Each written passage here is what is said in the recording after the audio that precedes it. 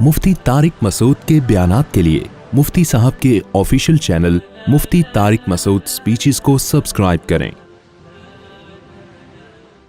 अल्हम्दुलिल्लाहि नहमदुहु व नस्तईनुहु व नस्तगफिरुहु व नु'मिनु बिही व नतवक्कलु अलैहि व नऊज़ु बिल्लाहि मिन शुरूरि अनफुसिना व मिन सय्यिआति अअमालिना मन यहदिहिल्लाहु फला मुदिल्ल लहु व मन युद्लिल फला हादिय लहु व नशहदु अन ला इलाहा इल्लल्लाहु वहदहु ला शरीक लहु व नशहदु अन्न मुहम्मदन अब्दुहु व रसूलुहु सल्लल्लाहु तआला अलैहि व अला आलिहि व अस्हाबिहि व बारका व सल्लम तस्लीमन कसीरन कसीरा अम्मा बाद फ़अऊज़ु बिल्लाहि मिनश शैतानिर रजीम बिस्मिल्लाहिर रहमानिर रहीम वक़ाल रब्बुकुम उदऊनी अस्तजिब लकुम इन्नल्लज़ीना यस्तकबिरून अन इबादतिही सयदखुलून फ़ी जहन्नम दाखिरीन। कुरान मजीद की एक आयत तिलावत की है। अल्लाह ताला से दुआ है अल्लाह ताला सही तरह से बात कहने की, सुनने की, समझने की और फिर अमल की अल्लाह हम सबको तौफीक अता फरमाए। हज़रत उमर रज़ी अल्लाह ताला अन्हु का कौल है, मन लम यारिफ़िल जाहिलिया लम यारिफ़िल इस्लाम। जिसने ज़माने जाहिलियत को नहीं देखा वो इस्लाम को भी नहीं समझ सकता। आपने आइंस्टाइन का कानून पढ़ा होगा, नज़रिया इजाफत, कि हम किसी भी चीज़ को जब समझते हैं तो उसके मुखालिफ से समझते हैं, उसके अपोजिट से समझते हैं हम। अखलाक वाला आदमी किसे कहते हैं? जो बदअखलाक ना हो। तो जिसने कभी बदअखलाक आदमी ना देखा हो उसे बाअखलाक की फ़हम नहीं हो सकती। जिसने बदसूरत ना देखा हो उसे क्या पता कि खूबसूरत क्या होता है। जिसने खूबसूरत ना देखा हो उसे क्या पता कि बदसूरत क्या होता है। जिसने कमज़ोर ना देखा हो उसे ताकतवर का अंदाज़ा नहीं। जिसने ताकतवर ना देखा हो उसे कमज़ोर का अंदाज़ा नहीं। जिसने गंदगी ना देखी हो उसे सफाई का अंदाज़ा नहीं। जिसने सफाई ना देखी हो उसको गंदगी का अंदाज़ा नहीं। ये मैं अपनी बात बयान कर रहा हूँ कि मैं भी कनाडा से आया हूँ ना। पाकिस्तान से बाहर निकलो, साफ़ सुथरे मुल्क, अपना नॉर्थ कराची माशाल्लाह, आते ही गिलाज़त का ढेर, कचरे, मक्खियाँ। मैंने आते ही कल सुबह 6 बजे मैं पहुंचा हूं कराची, कनाडा से, बहुत लंबी फ़्लाइट। जो हमारे होस्ट थे कनाडा में, आते ही वीडियो कॉल की मैंने उनको और बताया कि माशाअल्लाह आप हमारी गली देखें।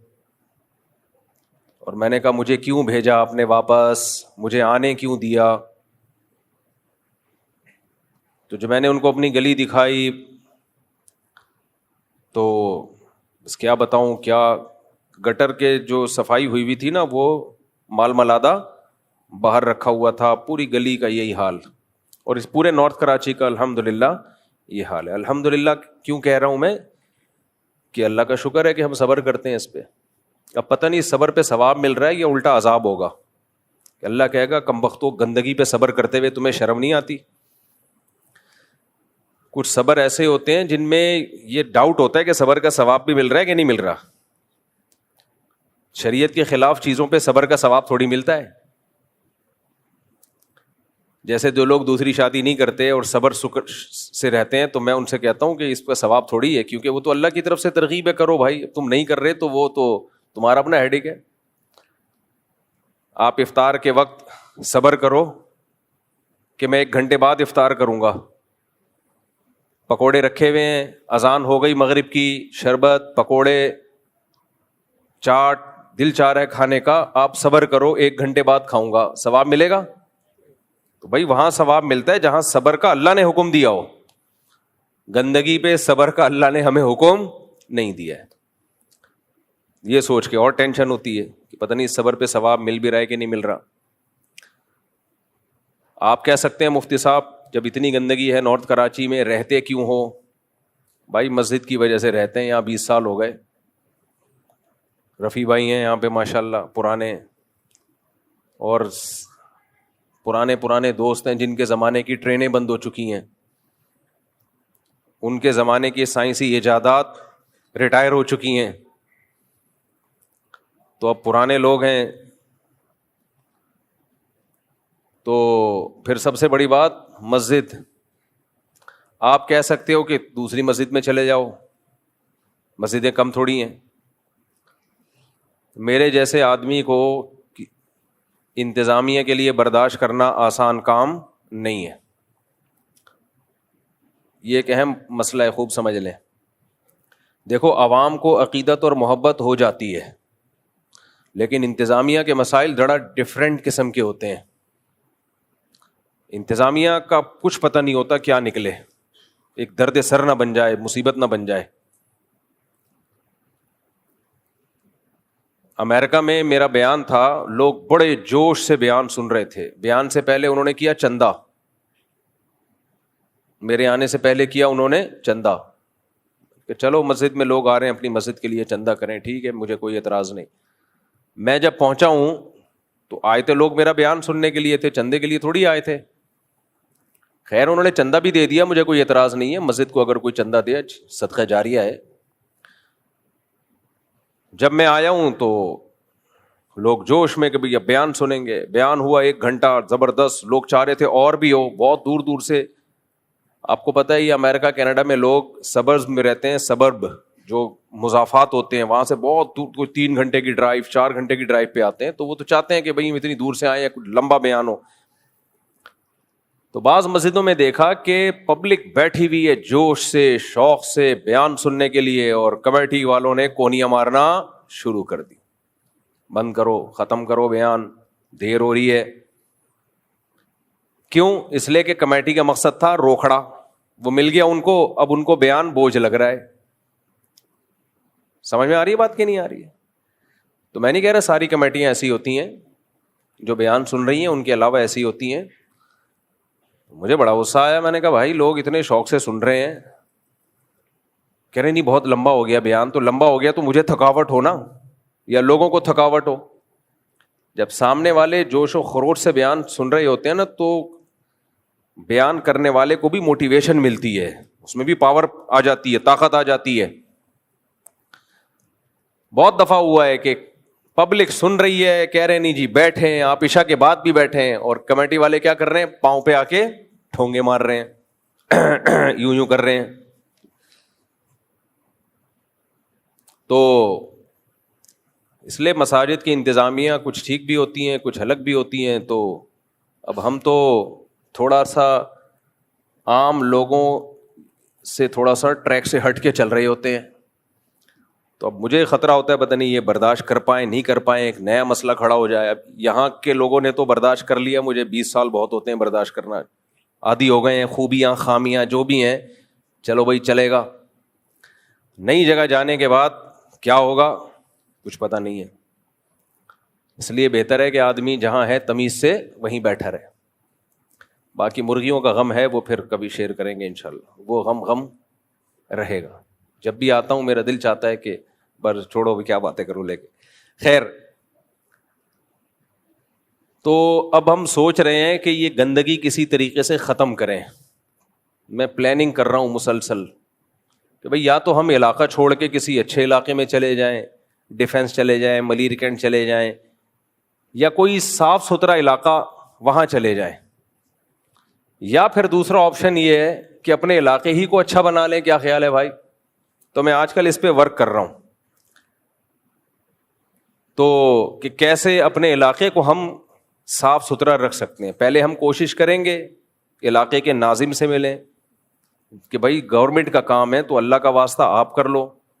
گورنمنٹ نہیں کرے گی تو پھر ہم علاقے کے لوگوں کو جمع کریں گے کہ انسان کے بچے بن جاؤ، سب مل جل کے پیسے جمع کرتے ہیں، کوئی میکینزم بناتے ہیں کہ علاقہ صاف ستھرا رہے. اور صاف ستھرا کرنا کوئی کمال نہیں ہے، صاف ستھرا رکھنا مسئلہ ہے. اللہ کرے اس مہم میں کامیاب ہو جائیں، ورنہ پھر صبر کے علاوہ ہمارے پاس کوئی آپشن نہیں ہے.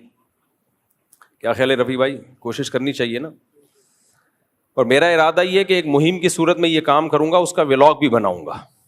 اگر ہم اس میں کامیاب ہو جاتے ہیں کہ دیکھو ہمارے علاقے میں کتنا صاف ستھرا ہو گیا, بالکل نیٹ کلین, گلیاں چمک رہی ہیں, اگر ہم اس مہم میں کامیاب ہو گئے تو جو پروسیس ہم نے اختیار کیا تھا پورا ایک ایک اسٹیپ بائی اسٹیپ اس کا ولاگنگ کر کے ریکارڈ کر لیں گے, تو کراچی کے دوسرے علاقے والوں کے لیے بھی ایک یوں سمجھیں کہ ایک نمونہ ہوگا وہ, کہ بھئی آپ حکومت کی سے امیدیں مت لگاؤ. دیکھو ہمارے گھروں کو گورنمنٹ آ کے صاف کرتی ہے بھائی, گٹر بند ہو جائے گورنمنٹ آتی ہے, کچھ خود ہی کرتے ہیں نا, اور بھی بہت ساری چیزیں جو ہم خود صاف کرتے ہیں. ہم گورنمنٹ کے بل بوتے پہ نہیں ہوتے, ہم اپنے بستروں کو صاف کرنا, گھر کے برتنوں کو صاف کرنا, ماسیاں لگائی ہوئی ہوتی ہیں, خود کر رہے ہوتے ہیں, بیسیوں ڈیپینڈ نہیں کرتے. تو ایسے ہی بھائی ایک گلی کو سب گلی والے مل کے بھی تو صاف کر سکتے ہیں, لیکن ایک سسٹم ہونا چاہیے, وہ سسٹم ہمارے پاس نہیں ہے. تو اس پہ میں کوشش کر رہا ہوں, کام کر رہا ہوں, ابھی شروع کیا میں نے. یہ میرا کام ہے نہیں لیکن مجبوری ہے, کیا کریں بھائی, جب آپ لوگ نہیں کرو گے تو مولانا صاحب کریں گے نا. یہ تو اپنا علاقہ صاف کریں گے انشاءاللہ, پھر ہم بتائیں گے بھائی یہ اگر ہو گیا, نہیں ہوا, کیونکہ اس میں لوگوں کا تعاون ضروری ہے. اور اس میں جس سے بھی مشورہ کیا ہے, سب سے بڑا مسئلہ یہ ہے کہ لوگ پیسے نہیں نکالتے جیب سے, یہ بڑا مسئلہ ہے. کسی سے 50 روپے نکلوانا, خون پسینہ نکل جاتا ہے آدمی کا, خون پسینہ نکل جاتا ہے, لوگ نہیں دیتے. یہ تو گورنمنٹ آپ سے گیس اور بجلی کے بل لے لیتی ہے, کیونکہ نہیں دو گے تو گیس کاٹ کے چلی جائے گی, تو مجبوری ہے دے دیتے ہیں, ورنہ یہ بھی کوئی نہیں دیتا. یہ بہت بڑا مسئلہ ہے ہمارے ساتھ کہ حق لیتے ہوئے تو ہم سب آ جاتے ہیں, حق دینے کے لیے بہت بڑا مسئلہ ہوتا ہے ہم لوگوں کے ساتھ. تو کوشش کریں گے, کامیاب ہو گئے تو ٹھیک ہے, نہیں تو خیر. تو میں تو آئنسٹائن کے نظریہ اضافت بیان کر رہا تھا کہ کسی صاف ستھرے علاقے, ہمارے حضرت مفتی رشید احمد صاحب جو تھے نا, بہت زیادہ صاف ستھرے تھے, بہت سے بھی زیادہ, حالانکہ وہ تو باہر ملکوں سے ہو کے نہیں آئے تھے, اتنے صاف ستھرے تھے. وجہ کیا تھی؟ ہماری جو روایات تھی نا ہندوستان میں, وہ یہ والی نہیں تھی جو آج چل رہی ہیں. ہماری جو ہندوستان میں روایات تھیں وہ صفائی ستھرائی والی ہی تھی. مسلمان بہت صاف ستھرے ہوا کرتے تھے. ہمارے حکمرانوں نے ہم کو میلا بھی کر دیا اور الحمدللہ ہم کو گندا بھی کر دیا. خیر, تو میں یہ عرض کر رہا تھا کہ کسی بھی چیز کو سمجھنے کے لیے اس کے اپوزٹ کو سمجھا جاتا ہے. آپ صاف ستھرے علاقے سے آؤ تو گندگی آپ کو بری لگے گی, گندے علاقے سے جاؤ تو صفائی آپ کو بہت اچھی لگے گی. میں جب باہر ملکوں میں جاتا ہوں 3 دن تک صرف سانس لیتا رہتا ہوں. آپ بھی آسٹریلیا گئے تھے نا, یہ بھی ان کا فون آیا, مفتی صاحب عجیب ہی, جو انڈا موڑ سے گئے تھے آپ, اس لیے. تو آدمی کہتا ہے پتہ نہیں کہاں آ گیا, میں جنت میں آ گیا یا جنت الفردوس میں آ گیا. سانس لے رہا ہوتا ہے, صفائی ستھرائی, 3-4 دن تو سیٹ ہونے میں لگتے ہیں کہ میں جاگ رہا ہوں, میں سو تو نہیں رہا. مجھ پہ کچھ زیادہ اثر ہوتا ہے, میں نہیں کہہ سکتا ہر ایک پہ ہوتا ہوگا, مجھ پہ کچھ زیادہ ہی ہوتا ہے. 3 دن تک تو بس میں سانس لیتے رہتا ہوں کہ یار خاندانی قسم کی آکسیجن مل رہی ہے, کیونکہ پتہ چلتا ہے باڈی پہ اثر محسوس ہوتا ہے. ایسا ذہن کو سکون ملتا ہے, اتنا سکون ملتا ہے کہ آپ کی سوچ یہ بالکل ایسا ہی ہے جیسے کوئی بہت میلا کچیلا گندے کپڑے ہو, آپ اس کو جا کے نہلا دو, وائٹ کاٹن کلف پہنا کے, خوشبو لگا کے, ایئر کنڈیشن میں بٹھا دو اور بولو اب کیسا سکون مل رہا ہے. کسی بھنگی کے ساتھ یہ کام کرو کیسا لگے گا اس کو؟ ہم بھنگی نہیں ہیں میرے بھائی, لیکن جن جگہوں پہ ہم رہتے ہیں نا وہ شاید بھنگیوں کے رہنے کی ہیں, وہ عام انسانوں کے رہنے کی نہیں ہے. خیر, تو تعرف الاشیاء باضدادها, ہر چیز اپنی اپوزٹ سے پہچانی جاتی ہے. تو جیسے ہمیں یہاں گندگی نظر آتی ہے تو ہمیں وہاں کی صفائی کی بہت زیادہ قدر ہوتی ہے. باہر ملکوں میں بہت اچھے لگتے ہیں وہ صاف ستھرے علاقے. ایسے ہی میرے بھائی کچھ صفائیاں یہاں پر ہیں، تو جب ہم وہاں جا کے وہ گندگیاں دیکھتے ہیں تو وہ گندگیاں بھی ہمیں بہت زیادہ بری لگتی ہیں. وہ انگریزوں کو نہیں لگتی، وہ ہمیں لگتی ہیں. وہ ہے روحانی گندگیاں. وہ کیا ہیں؟ بولو. روحانی گندگی. بے لباس ہونا کوئی کمال نہیں ہے. بے لباسی یہ تہذیب سے عاری لوگوں کی علامت ہے. دنیا میں تہذیب میں سب سے پہلا دخل آپ کے لباس کا ہے. قرآن مجید کیا کہتا ہے؟ قد انزلنا علیکم لباسا یواری سوآتکم وریشا. اللہ کہتے ہیں ہم نے تمہارے لیے لباس اتارا ہے جو تمہاری جسم کے ان اعضاء کو چھپا دیتا ہے جو اعضاء ہم دوسروں کے سامنے دکھانا نہیں چاہتے. اور اللہ نے قرآن مجید میں لباس کو زینت قرار دیا. زینت. مجھے ایک بات بتاؤ، زینت میں انسان کو سکون ملتا ہے یا زینت اختیار کیے بغیر بد زینت ہونے میں سکون ملتا ہے؟ زینت میں سکون ہے نا. جتنی زیادہ زینت ہوگی چھچور پنا نہ ہو. زینت کا مطلب تہذیب کے والی جو زینت. تو اللہ قرآن مجید میں اللہ سے زیادہ کوئی انسانی نیچر کو جانتا ہے بھائی؟ کوئی بھی نہیں جانتا. اللہ کہتے ہیں ہم نے تمہارے لیے زینت رکھی ہے. کس میں؟ لباس میں. اب دیکھو ایک بات خوب اچھی طرح سمجھو. اللہ نے مرد کے لیے بھی لباس کو زینت قرار دیا، عورت کے لیے بھی لباس کو اللہ نے زینت قرار دیا. اور عورت کا لباس اللہ نے سر کے بال سے لے کے پاؤں کے ناخن تک، اور مرد کا لباس اللہ نے اتنا سخت نہیں رکھا. جو قوم بے لباس ہو جائے، چڈیاں پہن کے گھوم رہی ہو، پورے باڈی ان کی ایکسپوز ہو رہی ہو، یہ بھی ایک گندگی ہے. جب انسان یہ گندگی دیکھتا ہے تو اپنی لباس کی اس کو قدر ہوتی ہے. اللہ کا کتنا بڑا فضل ہے. ہماری عورتیں پورے کپڑے پہنتی ہیں، ہمارے مرد بولو پورے کپڑے. اب مجھے آپ بتاؤ، آپ لوگ اگر یہاں کتنے اچھے لگ رہے ہو ماشاءاللہ، نیک شریف شرفا، اگر یہاں چڈی بنیان میں آئے ہوئے ہوتے، اچھے لگ رہے ہوتے یا برے لگ رہے ہوتے؟ بولتے کیوں نہیں؟ کتنے برے لگ رہے ہوتے. کچھ ٹھرکی قسم کے لوگ جن کی شہوت اور ٹھرک حد سے تجاوز کر چکی ہے، ان کو تو وقتی طور پر شاید کوئی سکون مل رہا ہوتا، لیکن وہ بھی تھوڑی دیر کا ہوتا ہے. نارملی اس سے انسان ڈپریشن میں جاتا ہے، اسٹریس میں جاتا ہے. تبھی دنیا کی جتنی قومیں ہیں، چاہے مسلم ہو یا غیر مسلم، آدم علیہ السلام سے لے کے آج تک 100-150 سال پہلے تک پورا پراپر لباس پہنا کرتی تھیں، چاہے وہ مسلم ہو چاہے وہ غیر مسلم. سکون ملتا ہے اس میں. لیکن جب آپ کفرستان میں جاتے ہو پھر آپ کو اسلام کی قدر ہوتی ہے کہ اے اللہ تیرا کتنا فضل کہ تو نے ہمیں حکم دے دیا پورا لباس پہننے کا، مرد کو بھی اور عورت کو بھی. اس کا فائدہ کیا ہوا؟ اللہ نے حکم دے دیا، اس کا فائدہ کیا ہوا؟ میں آپ کو مثال سے سمجھاتا ہوں اس کا فائدہ کیا ہوا. مثال سے،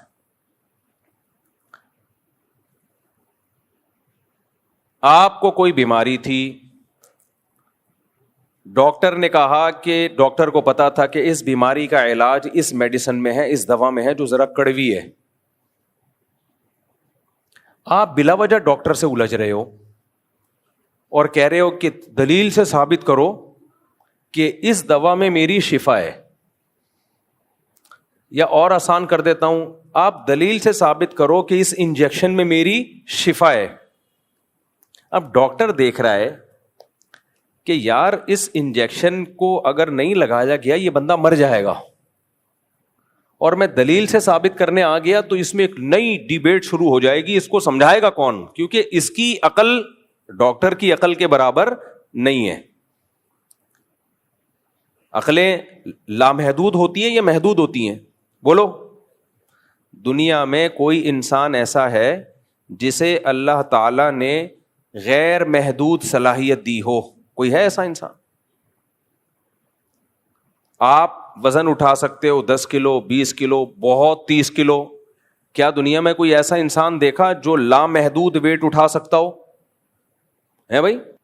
تو بھائی ہمارے بازوؤں میں وزن اٹھانے کی طاقت محدود ہے، کتنا ہی بڑا فنٹر ہو ایک وقت کے بعد جا کے عاجز آ جائے گا۔ اللہ نے ہمیں بولنے کی طاقت دی، یہ محدود ہے یا لامحدود؟ میں 1 گھنٹہ بیان کر سکتا ہوں، 2 گھنٹہ کر سکتا ہوں، 3 گھنٹہ پہ۔ جب پہلے میرے سفر ہوتے تھے ایک دن میں 4 بیان رکھے ہوئے ہوتے تھے، میں ان سے کہتا تھا ویسی گولی سے مار دو میرے بھائی، اتنا کون بولے گا یار۔ ہمارے جو علماء کرتے تھے، جو واعظ ہوتے ہیں نا، واعظ و نصیحت کرنے والے، وہ اگر ہر وقت بیان کرتے رہیں تو کیچڑ آنا شروع ہو جاتا ہے۔ مثال دیتے تھے کنویں میں پانی زیادہ نکالو گے تو کیچڑ آئے گا، بیان میں جان اور طاقت ختم۔ تو تم بولنے کی ایک محدود طاقت ہے، ایک وقت تک بولو گے تھک جاؤ گے، گلا بیٹھ جائے گا آپ کا، دماغ کام کرنا چھوڑ دے گا۔ بھاگنے کی محدود طاقت، ایک خاتون گئی کہ میرا بچہ، میرے شوہر جو ہے ڈاکٹر نے ان کو کہا کہ آپ کے شوہر بیمار ہیں تو ان کو چاہیے کہ واک کیا کریں، نفسیاتی ڈاکٹر تھا،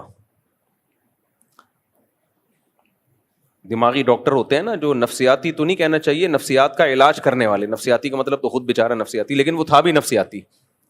بعض ڈاکٹر لوگوں کی نفسیات کا علاج کرتے کرتے خود کیا ہو جاتے ہیں۔ یہ میرا ٹاپک چینج نہ ہو جائے، یہ جو ٹاپک لے کے چل رہا ہوں بیچ میں قیام طعام بہت آتا ہے، یہ بھی اس کی علامت ہے بھائی۔ جو سائیکیٹرسٹ ہیں ان کو بھی چاہیے کہ روزانہ 2-3 پیشنٹ سے زیادہ مت دیکھا کریں، کیونکہ کسی نفسیاتی سے کو ڈیل کرنا اور اس سے بات چیت کرنے سے آدمی خود بھی کیا ہونا شروع ہو جاتا ہے، نفسیاتی ہونا شروع ہو جاتا ہے۔ میرے پاس کوئی وہمی آ جائے نا، ایسے کانپنا شروع ہو جاتا ہوں میں کہ یہ مجھے وہم کا مریض بنائے گا، اس لیے میں بس ایک دن میں 24 گھنٹے میں 1 سے زیادہ پیشنٹ وہم کے مریض کا نہ کال سنتا ہوں نہ اس کو دیکھتا ہوں، اور اس کو بھی 2-3 منٹ، اس کے بعد میں بولتا ہوں تیرا کوئی علاج نہیں ہے، تو بیمار ہے، تو ہمیں کیوں بیمار کر رہا ہے بھائی؟ تو پانی کے ٹب میں ڈوب کے مر جا، کیونکہ ان کا غسل ہوتا ہی نہیں ہے نا، جب تک پانی کے ٹب میں نہیں گھس جائیں، سمندروں میں غوطے نہ لگائیں، ان کمبختوں کا وضو نہیں ہوتا۔ تو میں ان سے ایسے ہی کہتا ہوں، میں نے کہا تو مر جا، اس زندگی تیری بیوی تجھ سے پریشان، تیرے بچے تجھ سے پریشان، ٹینکیوں کی ٹینکیاں خالی کر دیتے ہیں، ایسے لوگ ہیں نہانے جاتے ہیں پوری ٹینکی خالی ہو گئی، ان کا کمبختوں کا غسل نہیں ہو رہا۔ تو بھائی تیرا غسل نہیں ہو رہا تو ہمیں کیوں پریشان کر رہا ہے؟ اس کو نہیں، مجھے پتا ہے اس کا نہیں ہے کوئی علاج ہے، جب تک خود نہیں سیریس ہوگا اپنے علاج میں کون کر سکتا ہے علاج؟ تو اب کتنے ڈاکٹرز ایسے ہیں جو سائیکالوجسٹ تھے، وہ علاج کرتے کرتے خود سائیکو ہو گئے، کیونکہ اپنی طاقت سے زیادہ بوجھ اٹھا لیا، اب اپنا علاج کسی اور سے کروا رہے ہیں۔ تو یہی ایک ڈاکٹر تھا جو علاج کرتے کرتے کیا ہو گیا، سائیکو پیشنٹ بن گیا۔ تو ایک خاتون نے کہا کہ انہوں نے خاتون کو مشورہ دیا کہ اپنے شوہر کو بولو واکنگ کیا کریں، تو انہوں نے کہا وہ تو ماشاءاللہ 20 سال سے واکنگ کر رہے ہیں، 20 سال سے کیا کر رہے ہیں، واکنگ۔ تو ڈاکٹر نے کہا پتہ نہیں کہاں نکل گئے ہوں گے، پکڑ کے لائے ان کو۔ جو بندہ 20 سال سے واکنگ کر رہا ہو وہ تو اب تک کراچی سے امریکہ پہنچ چکا ہوگا۔ خیر، تو اللہ تعالیٰ نے انسان کو طاقتیں محدود دی ہیں، لامحدود طاقت اللہ نے انسان کو نہیں دی ہے، تو ہر چیز محدود ہے۔ تو عقل لامحدود ہو سکتی ہے بھائی، تھنکنگ پاور لامحدود ہو سکتی ہے کہ سب کچھ انسان ہی فیصلہ کر لے کہ یہ بھی ٹھیک ہے یہ غلط ہے، اور اس پہ ایسا یقین ہو کانفیڈنٹلی کہ بس جو میں کہہ رہا ہوں وہی ٹھیک ہے؟ نا، ایسا نہیں ہوتا بھائی۔ کچھ چیزیں ایسی ہوتی ہے جہاں انسان جا سکتا ہے، عقل آپ کو وہاں تک لے جا سکتی ہے، کچھ چیزیں ایسی ہوتی ہیں کہ وہاں آپ کو ہتھیار ڈالنے پڑتے ہیں کہ بھائی ہم نہیں فیصلہ کر سکتے، یہ انسان سے اوپر کی کوئی ذات ہوگی جو ہمیں بتائے گی۔ تو میں ڈاکٹر کی مثال دے رہا تھا کہ ایک پیشنٹ ہے، ڈاکٹر سمجھتا ہے کہ اس کو پین ہو رہا ہے ہارٹ میں یا کچھ مسئلہ ہو رہا ہے، فوراً انجیکشن لگ گیا تو یہ بچ جائے گا، نہیں لگا تو یہ مر جائے گا۔ اب ڈاکٹر انجیکشن لے کے کھڑا ہوا ہے، آپ نے ڈاکٹر سے ڈیبیٹ شروع کر دی، ڈاکٹر صاحب کائنڈلی مجھے یہ بتائیے گا، پہلے یہ دلیل سے ثابت کریں کہ میڈیکل سائنس کی کون سی کتاب کے کون سے صفحے پہ لکھا ہوا ہے کہ جمشید کو جب یہ والا پین ہو تو اس کے لیے یہ والا ٹیکا لگے گا. ڈاکٹر کے پاس ٹائم صرف 5 منٹ تھا. ڈاکٹر نے مطمئن کرنے کے لیے کہ جمشید تو لگوا نہیں رہا ٹیکا, چلو فوراً میں میڈیکل سائنس کی کتاب لے آتا ہوں, دکھا دیتا ہوں, بھائی یہ دیکھو یہ پڑھ لو.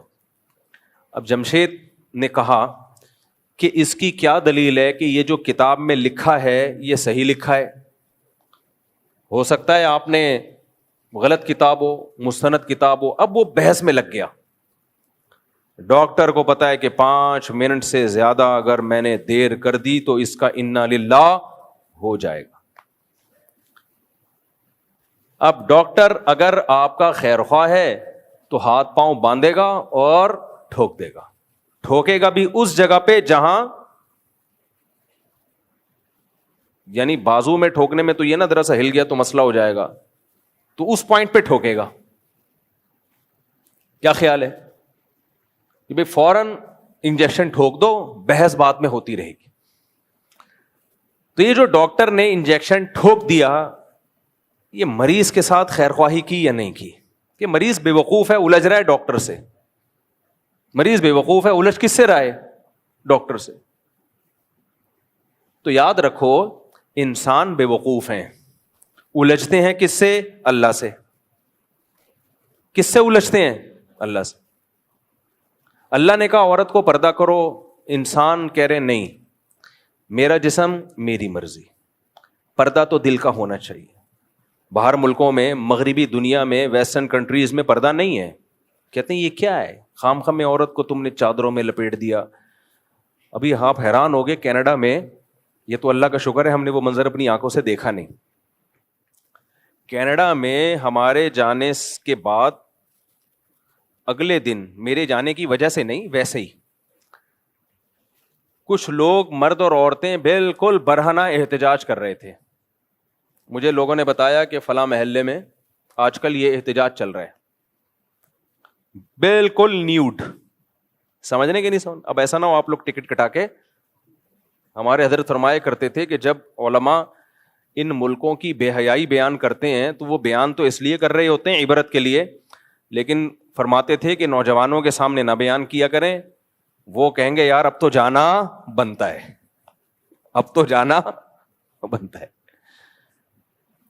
تو بالکل نیوڈ ہو کے نا لوگوں نے بتایا احتجاج ہو رہا ہے, مرد بھی اور عورتیں بھی. احتجاج کیا ہو رہا ہے کہ لباس کی جو تھوڑی سی پابندی رہ گئی ہے اس کو ختم کیا جائے, کیونکہ یورپ, امریکہ میں, کینیڈا وغیرہ میں پابندی ہے, آپ بالکل نیوڈ نہیں گھوم سکتے, 2-4 اسٹیکر آپ کو چپکانے پڑیں گے. سمجھ رہے کہ نہیں سمجھ رہے؟ بالکل نیوڈ کی اجازت نہیں ہے, کیونکہ ابھی سوسائٹی اس کو قبول نہیں کر رہی, تھوڑے دن میں قبول کر لے گی, کیونکہ انہوں نے اچھے اور برے کا معیار سوسائٹی پہ ڈال دیا ہے کہ سوسائٹی جس کام کو اچھا کہے گی وہ اچھا ہے, سوسائٹی جس کام کو برا کہے گی وہ کیا ہے بھائی؟ برا ہے.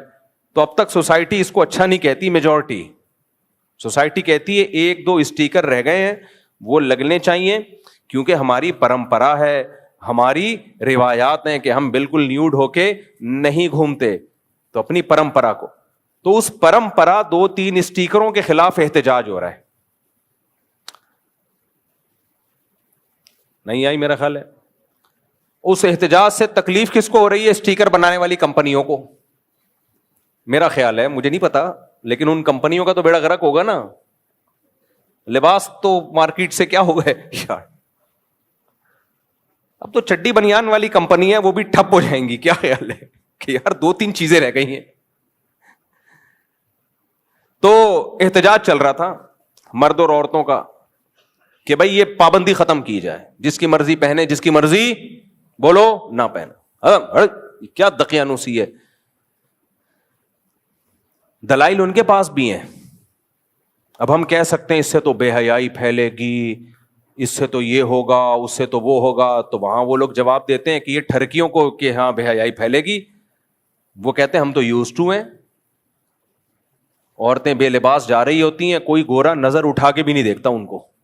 یہ تو ہم نے وہاں دیکھا ہے کہ گورے اس طرح ٹھرکی نہیں ہوتے جیسے ہمارے ہاں لوگ ٹھرکی ہوتے ہیں. ہمارے ہاں کوئی عورت ایسے بے لباس گھومے نا, گھر تک پہنچا کے آئیں گے, گھر تک پہنچا کے آئیں گے.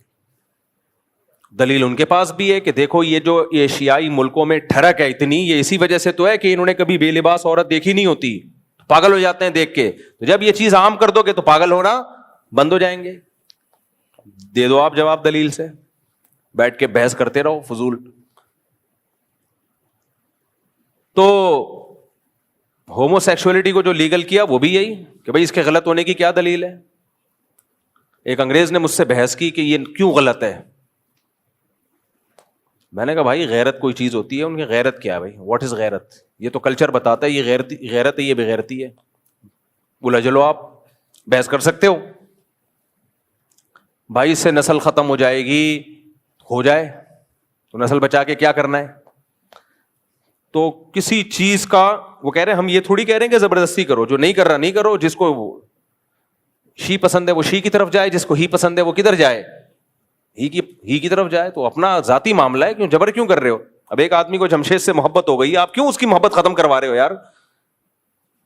اس کو جمشیدہ پسند نہیں ہے، اس کو پسند کون ہے؟ تو یہ مولویوں کو تکلیف کیوں ہو رہی ہے بھائی؟ حرام حرام یہ کیا لگایا ہوا تم لوگوں نے؟ مذاق کر سکتے ہو ڈیبیٹ، ہر بات کا آگے سے جواب، ہر بات کا آگے سے جواب.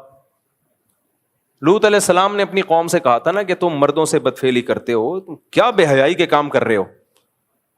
قوم کے پاس کیا جواب تھا؟ بھائی آپ کو پسند نہیں، آپ علاقہ چھوڑ دیں، دنیا بہت بڑی ہے. بھائی آپ کو پسند نہیں ہے تو آپ علاقہ چھوڑ دیں. کوئی یہاں رہنا فرض تھوڑی ہے آپ کے اوپر، کہیں اور چلے جائیں جہاں آپ کی مرضی کا کلچر ہو. اب دلیل سے کوئی جواب ہو سکتا ہے اس کا؟ بولو نا کیا ہو گیا میرے بھائی؟ بھائی وہ کہہ رہے ہیں آپ علاقہ چھوڑ دیں. ہو سکتا ہے انہوں نے آفر بھی کی ہو، فلاں محلے میں ہم آپ کو زمین دلوا دیتے ہیں، فلاں محلے میں گھر بنا دیتے ہیں، آپ یہاں سے تشریف لے جائیں اگر آپ کو یہ پسند نہیں ہے. لوط علیہ السلام نے ان سے کہا کہ اتأتون الفاحشۃ ما سبقکم بها من احد من العالمین. وہ بے حیائی کر رہے ہو جو آج تک کائنات میں کسی نے نہیں کی. بڑے بڑے کافر گزرے وہ بھی اس طرف نہیں گئے، کوئی گدھا گھوڑے بھی نہیں کرتے یہ کام. تو قوم جواب میں کہہ سکتی تھی کہ جو کچھ ماضی میں ہوتا رہا ہے وہ ہمارے لیے حجت نہیں ہے، وہ نہیں کرتے تھے ہم کرتے ہیں. غلط جواب ہے لیکن جواب تو ہو گیا نا. تو بہت ساری چیزیں، نشہ اب تو چرس الاؤ ہو گئی ہے. اس دفعہ میں جب گیا ہوں تو فل لیگل. ان ملکوں میں چرس کیا ہو گئی، مجھے لگ رہا ہے کہ تم سب بھاگ نہ جاؤ کہیں، وہاں ڈر لگ رہا ہے مجھے. چرس کیا ہو گئی؟ یہ تو میں اپنے بیانات میں کہا کرتا تھا کہ چرس بھی یہ لیگل ہو جائے گی، اب پتہ چلا ہو گئی،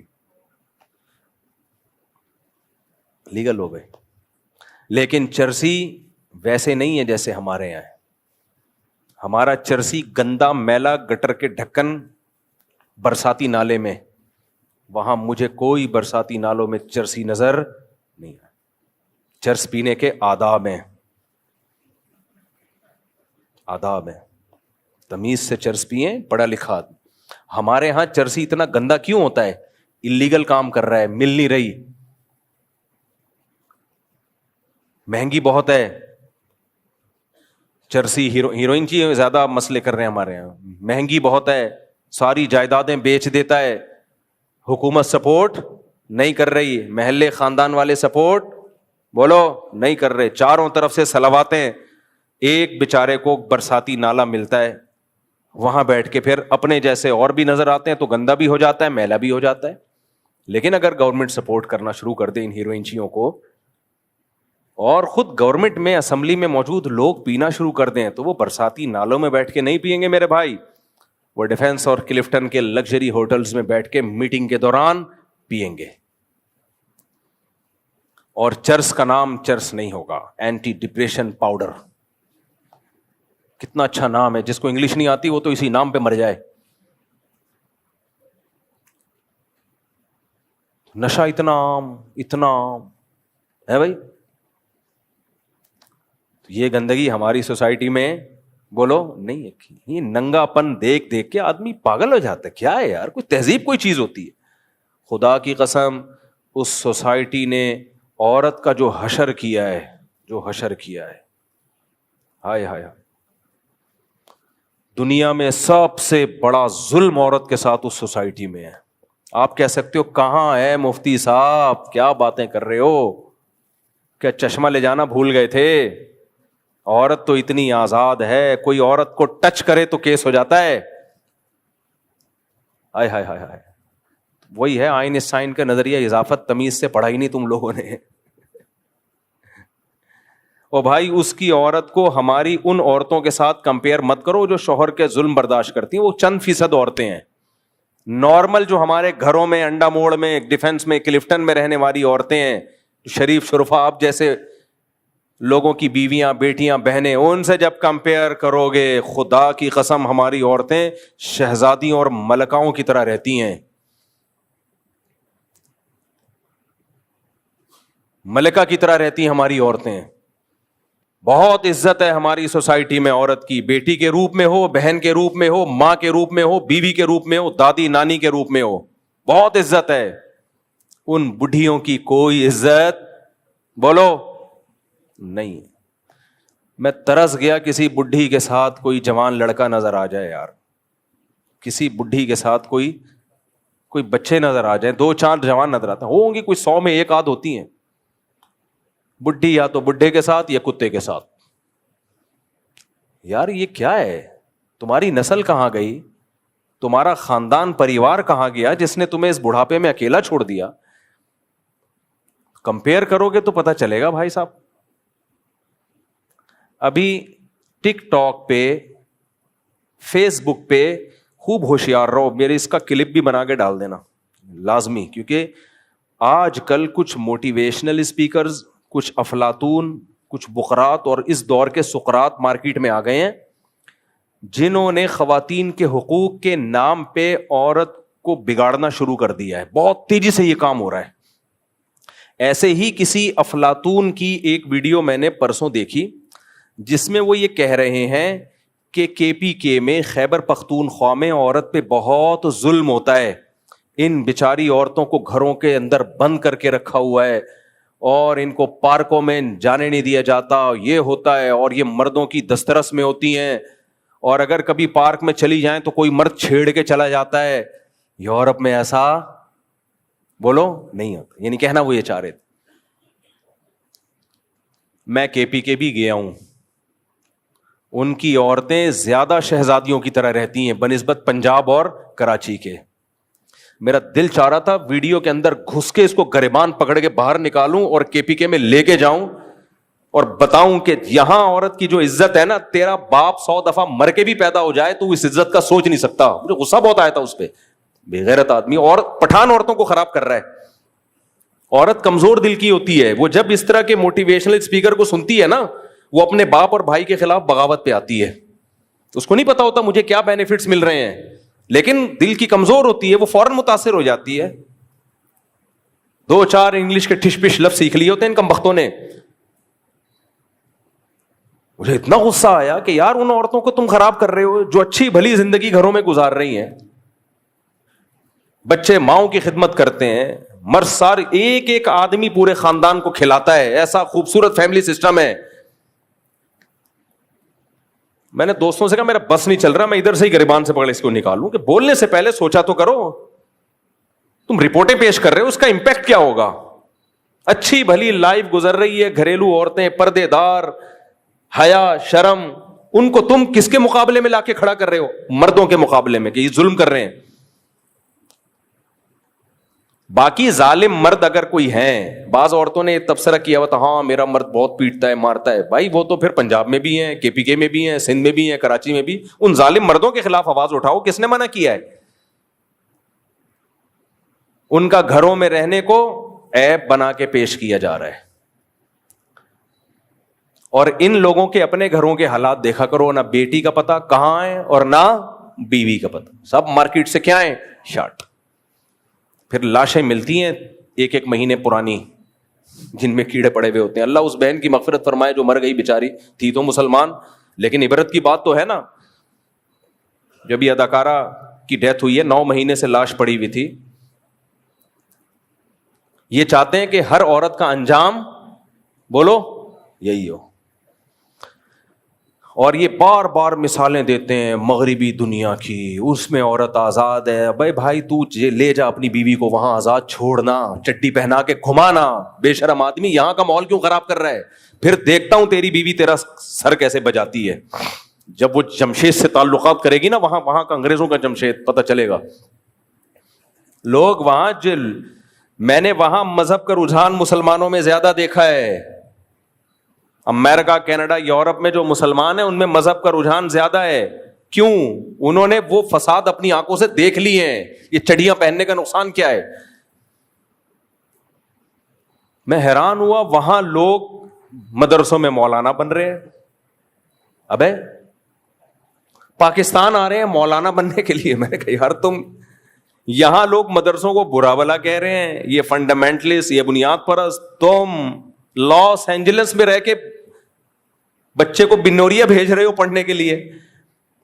سب کی زبان پر ایک ہی لفظ ہوتا ہے، مفتی صاحب یہاں اسلام کی ہمیں قدر ہوئی ہے، اگر ہم مذہب سے رشتہ مضبوط نہ کریں تو ہمارا انجام بھیانک، تباہ ہو جائیں گے، اب برباد ہو جائیں گے. کیوں؟ انہوں نے دیکھا ہے. رنگ رلیوں پہ زمانے کی نہ جانا اے دل، یہ خزاں ہے جو بانداز بہار آئی ہے. بعض دفعہ خزاں ہوتی ہے لیبل بہار کا لگا کے آ رہی ہوتی. خدا کے لیے ٹک ٹاک پہ، فیس بک پہ، انسٹاگرام پہ جو اس طرح عورت کے حقوق کے نام پہ عورت کو بغاوت پہ اکسا رہے ہیں نا مردوں کے خلاف، ان کو کبھی فیور نہ کیا کرو. باقی ظلم جہاں ہو رہا ہے عورت پہ یا مرد پہ، وہ تو کبھی مرد ظالم ہوتا ہے، کبھی عورت ظالم ہوتی ہے. اس ظالم کے خلاف تو آواز اٹھانی چاہیے. جنرلی اصول بیان کر رہے ہیں آج کچھ لوگ آ کے. اگر آپ کا میاں نے آپ کو تھپڑ مارا تو آپ کے پاس یہی آپشن ہے. بھائی بہت سے ناجائز تھپڑ ہوں گے، بہت سے جائز تھپڑ بھی ہوں گے. آپ سب کو ایک ہی لاٹھی سے کیوں ہانک رہے ہو؟ تھپڑ مارنا اچھا کام نہیں ہے، کچھ تو لمٹ ہوگی نا. آپ کیوں گھروں کو خراب کر رہے ہو؟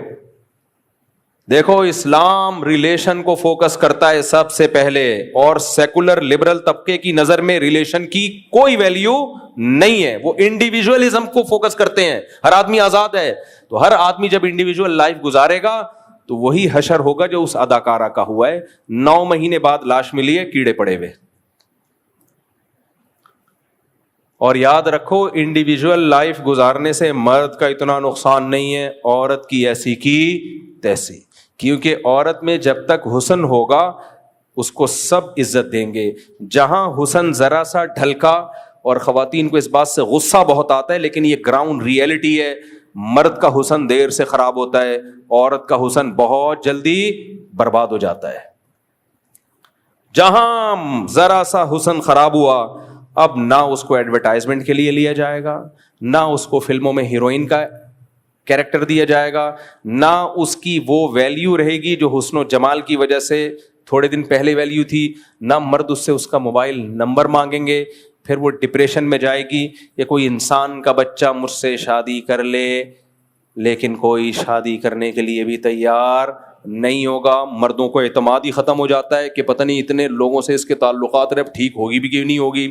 مرد جتنا مرضی ٹھرکی ہو، بری بات ہے، اچھا کام نہیں ہے، لیکن وہ چاہے گا جس سے میری شادی ہو رہی ہے وہ تو کم از کم میرے ساتھ وفا کرے.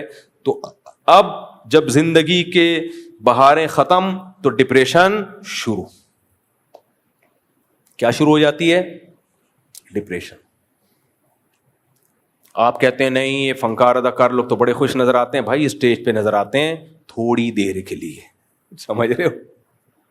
اللہ نظر بس سے بچائے یار، اللہ نظر بس سے بچائے. میں یہ باتیں کرتے ہوئے 2 ڈر ہوتے ہیں، ایک نظر سے اللہ بچائے، دوسرا کوئی خود پسندی کی بات نہ ہو. میرے اعمال اس قابل نہیں ہے کہ میں خوش ہوں، میرے اعمال اس قابل نہیں ہے. میں یہ نہیں کہہ رہا میں نیک ہوں، صرف اللہ نے ہماری دین کی طرف تھوڑی سی نسبت کر دی ہے، کچھ مولاناؤں یا نیک لوگوں والا گیٹ اپ دے دیا ہے. اس کی یہ برکت ہے کہ جن چیزوں کو آپ ٹینشن سمجھتے ہو وہ ساری ہم میں موجود ہیں. پھر بھی دل سے بتا رہا ہوں اللہ نے خوش بہت رکھا ہوا ہے اب تک کی رپورٹ کا. باقی دل تو اللہ کے ہاتھ میں ہے، تم کم وقت نظر لگا دو گے تو الگ مصیبت ہے. یا اللہ کی نظر ہٹ جائے, اللہ کہے اب میں تجھ سے تیرے اعمال کے حساب سے معاملہ کروں گا, تو ایک الگ بات ہے. اب تک تو اللہ نے رحمت والا معاملہ کیا ہوا ہے. تو میں ان لبرل سیکولر لوگوں سے بولتا ہوں کہ مولوی ہو کے اتنا خوش کیوں ہوتا ہے وہ؟ دیکھو خوشی کی ایک بڑی بڑی علامت پتہ ہے کیا ہوتی ہے؟ جو غمزدہ ہوتے ہیں وہ چاہتے ہیں سوئیں زیادہ. وہ کیا چاہتے ہیں؟ ہمارا ٹائم زیادہ کس میں گزرے, کیونکہ اٹھیں گے تو غم شروع ہوگا نا. اللہ تعالیٰ کا بڑا فضل ہے, میں چاہتا ہوں سوؤں کم, سمجھ رہے ہیں, جاگوں زیادہ, کیونکہ دل میں راحت محسوس ہوتی ہے, خوشی محسوس ہوتی ہے. اللہ نے بچایا ہوا ہے بھائی, اللہ ٹینشنوں سے بچا کے رکھے. تو یہ میرا کمال ہے ہی نہیں بھائی, یہ اس دین کی طرف ٹوٹی پھوٹی نسبت ہے. ہم نے شروع سے ایک اصول رکھا بھائی نیچر کو فالو کرو, اسلام از دا نیم آف نیچر.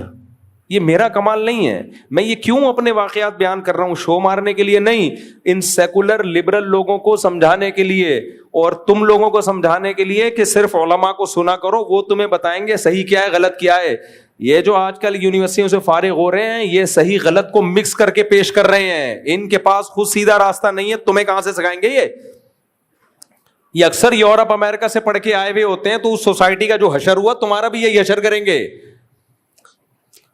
نہیں آ رہی میرا خیال ہے بات. تو کے پی کے والو تم غیرت مند ہو, اللہ نے تم میں غیرت رکھی ہے, تمہاری عورتیں با حیا ہیں, با پردہ ہیں, اسی پہ قائم رہنا.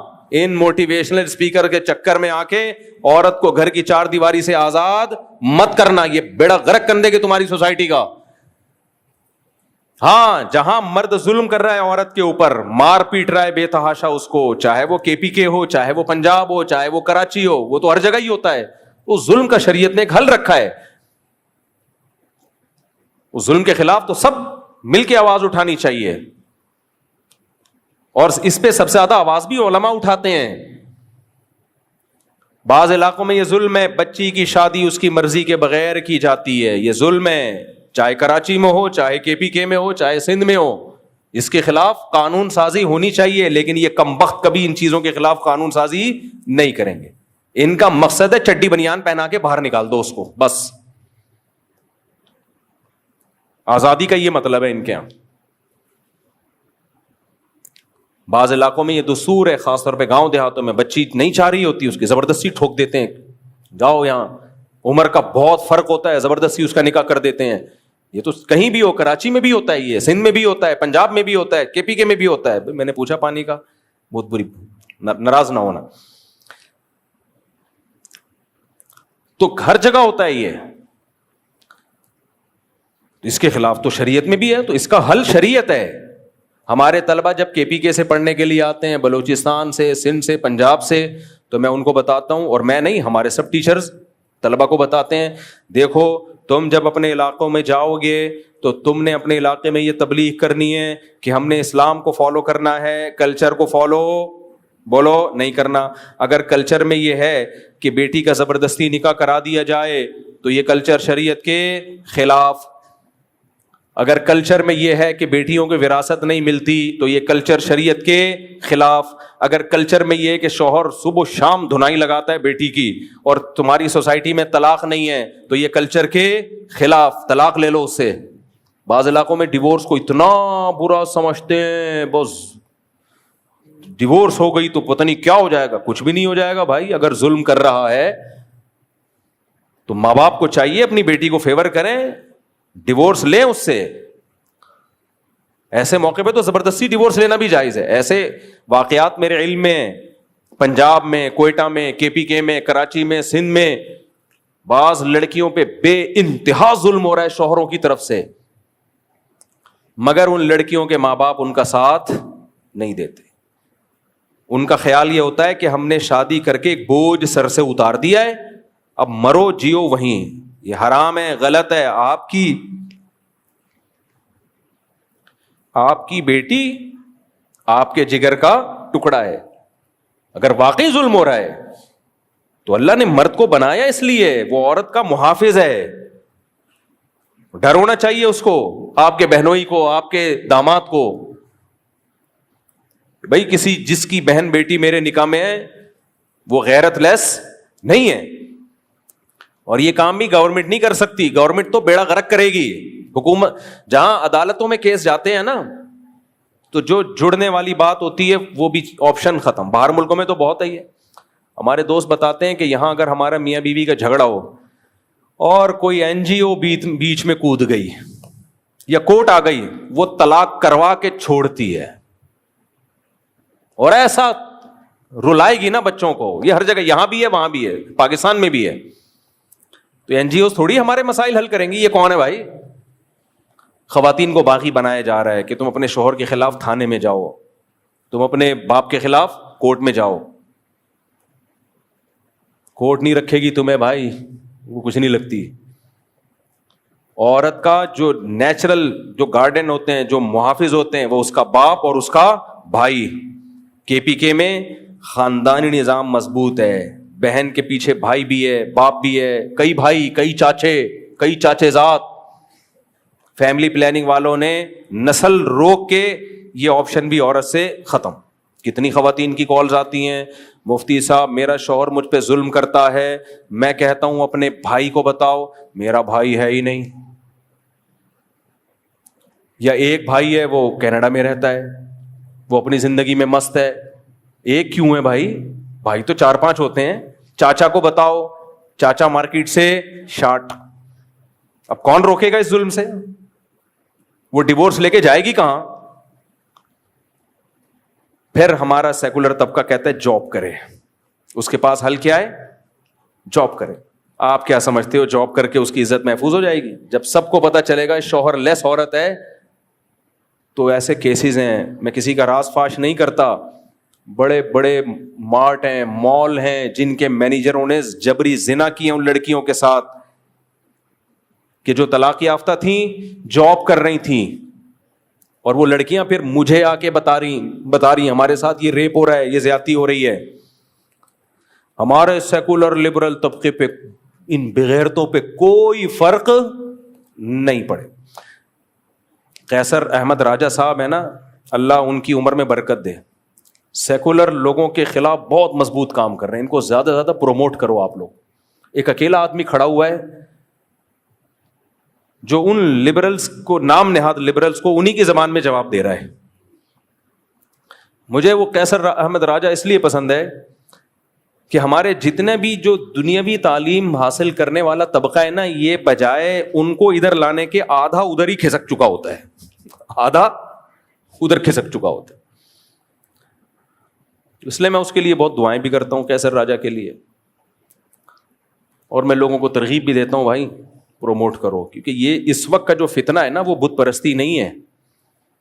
اس وقت کا فتنہ ہے سیکولرزم اور نام نہاد لبرلز, جو ہمارا ایک خوبصورت ہمارے پاس رہ کیا گیا ہے, جو ہمارے حکمرانوں نے ہمیں سرنج سے نچوڑنا تھا وہ نچوڑ لی.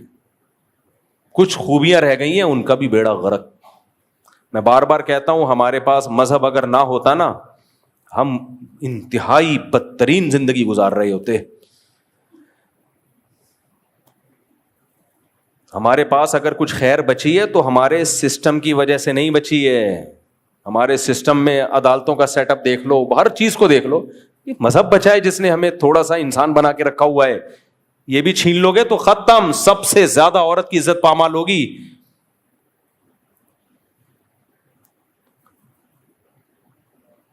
تو وہ لبرلز وہ کیا کہہ رہے ہیں, کے پی کے میں عورت کیا ہے, غیر محفوظ.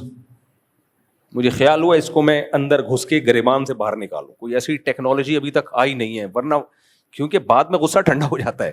ابھی تو دوبارہ مجھے اس لیے آ رہا ہے کہ میں بیان کر رہا ہوں نا اس کے بارے میں.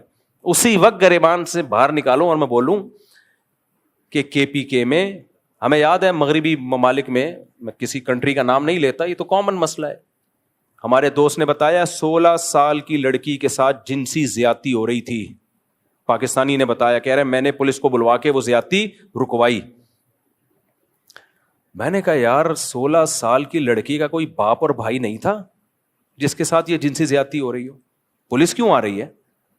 کے پی کے میں کوئی تصور کر سکتا ہے 16 سال کی لڑکی کو کوئی ہاتھ لگا دے, اس کا باپ اور بھائی چھوڑ دے گا؟ اے بھائی, اللہ کرے, میں کسی کا نام لے کے رد اس لیے نہیں کرتا کہ مقصد کسی کو رسوا کرنا نہیں ہے. اللہ کرے میرا یہ کلپ نا, اس طرح کے سیکولر لوگ جب کلپ بنا رہے ہوتے ہیں نا, ان کے ساتھ میرا یہ کوئی چلا دے تاکہ فوراً جواب مل جائے. کہہ رہے KPK میں عورت محفوظ نہیں ہے, بڑے ظلم کرتے ہیں پٹھان لوگ اپنی بیویوں پہ. مقصد کیا ہے؟ مقصد بے پردگی پھیلانا. جن علاقوں میں غیرت زیادہ ہوگی ان کی توپوں کا رخ ادھر کو زیادہ ہوگا. وہاں تصور نہیں ہے میرے بھائی کہ 16 سالہ لڑکی کو کوئی ہاتھ لگا دے, اس کا باپ اور اس کا بھائی پولیس نہیں بلائے گا. امریکہ والے پولیس بلاتے ہیں کیونکہ لڑکی کا نہ باپ کا پتہ نہ بھائی کا پتہ. آ جاتی ہے پولیس, اچھی پولیس ہے, بچا لیتی ہے. KPK میں یا مسلمان کلچر میں, KPK میں تو زیادہ ہے یہ پردہ, وہاں پر نسبتاً بلوچستان ہو گیا, KPK ہو گیا, ان میں نسبتاً پردہ دوسرے شہروں کی نسبت زیادہ ہے. یہ تو ایک مشاہدہ ہے, نظر آ رہا ہے. میں تبھی جب KPK جاتا ہوں نا, ان کو بولتا ہوں تمہارے سارے فیملی سسٹم کو یہ یونیورسٹیاں کو ایجوکیشن سسٹم تباہ کرے گا, اور کر رہا ہے. خدا کے لیے اس کے خلاف آواز اٹھاؤ. ہم تعلیم کے خلاف نہیں ہیں, لڑکیوں کے لیے الگ کالج ہو, لڑکوں کے لیے الگ. اس میں کیا جا رہا ہے بھائی؟ اس پہ دھرنے دو.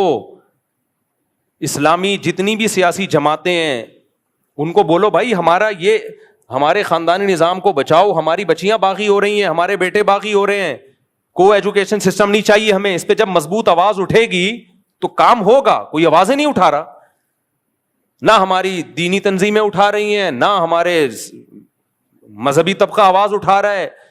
ٹھنڈے پیٹوں سب نے برداشت کر لیا ہے, تو آپ اگلی نسل کا تو بیڑا غرق ہو جائے گا پھر. اور جب لڑکی میں بے حیائی آتی ہے نا, تو صرف بے حیائی نہیں آتی, باپ کے ساتھ اونچی آواز میں بات کرنا بھی آتا ہے. شوہر کی تو پھر کوئی 2% کی حیثیت رہتی نہیں ہے.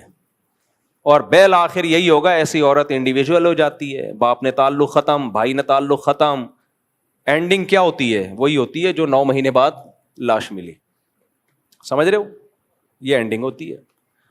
KPK میں تو میں خاص طور پہ بلوچستان اور KPK میں یہ باتیں میں کرتا ہوں خاص طور پہ کہ خدا کا واسطہ یار اپنے کلچر کو بچاؤ, اور تمہارا کلچر تمہاری یونیورسٹیاں تباہ کریں گی ایجوکیشن کے نام پہ. خدا کی قسم ہمیں ایجوکیشن سے نفرت نہیں ہے,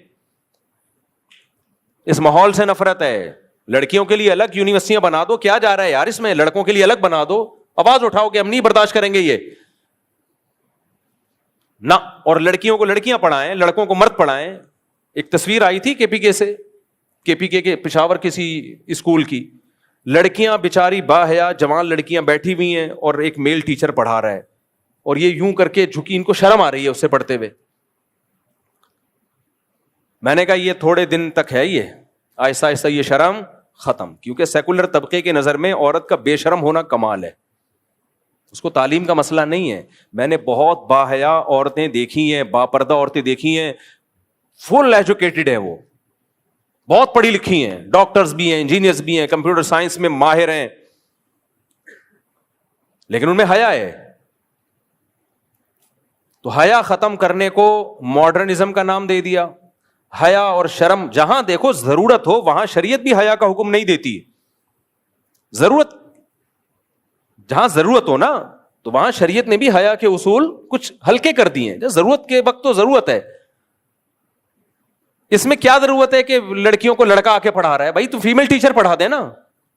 اور دوسری کلاس میں لڑکے بیٹھے ہوئے ان کو فیمیل ٹیچر پڑھا رہی ہے. کیا مذاق ہے بھائی؟ اس کو ادھر کر دو, اس کو ادھر کر دو, کیا جا رہا ہے اس میں؟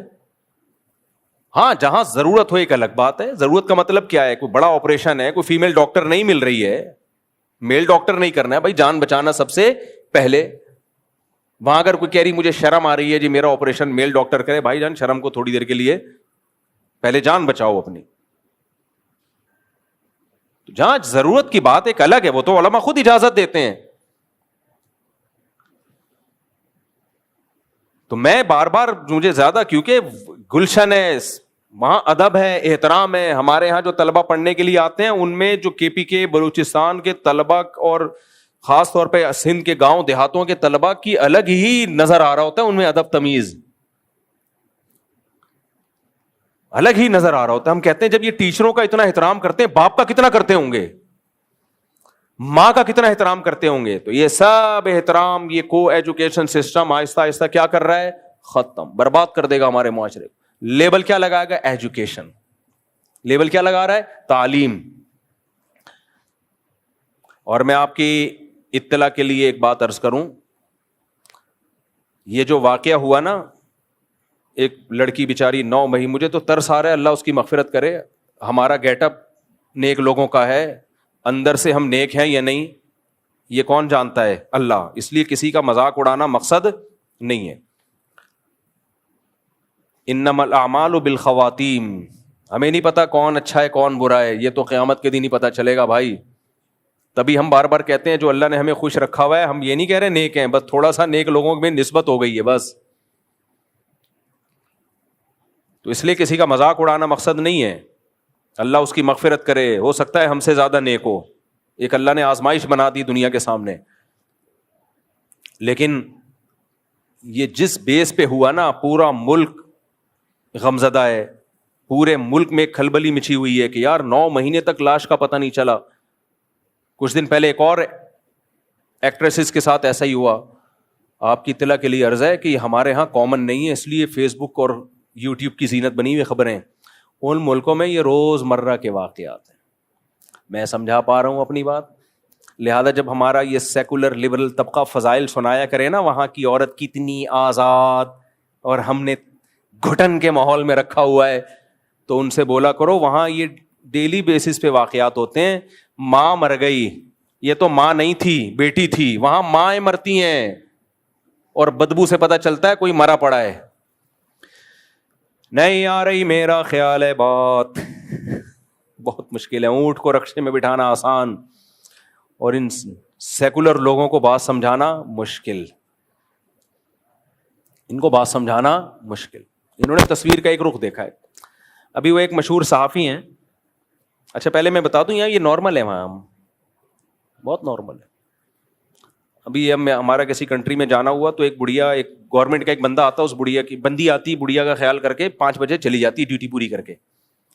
ہمارے جو دوست تھے، جو پڑوسی تھے، انہوں نے بتایا کہ یہ حکومت کی یہ نمائندی آتی ہے، نمائندی، وہ اس کی بڑی کیئر کرتی ہے. بڑھیا ہے، کوئی پوچھنے والا ہے نہیں، نہ باپ بیچارے، نہ باپ تو ویسے ہی مر گیا ہوگا، وہ تو اس سے بھی زیادہ بوڑھا ہوگا.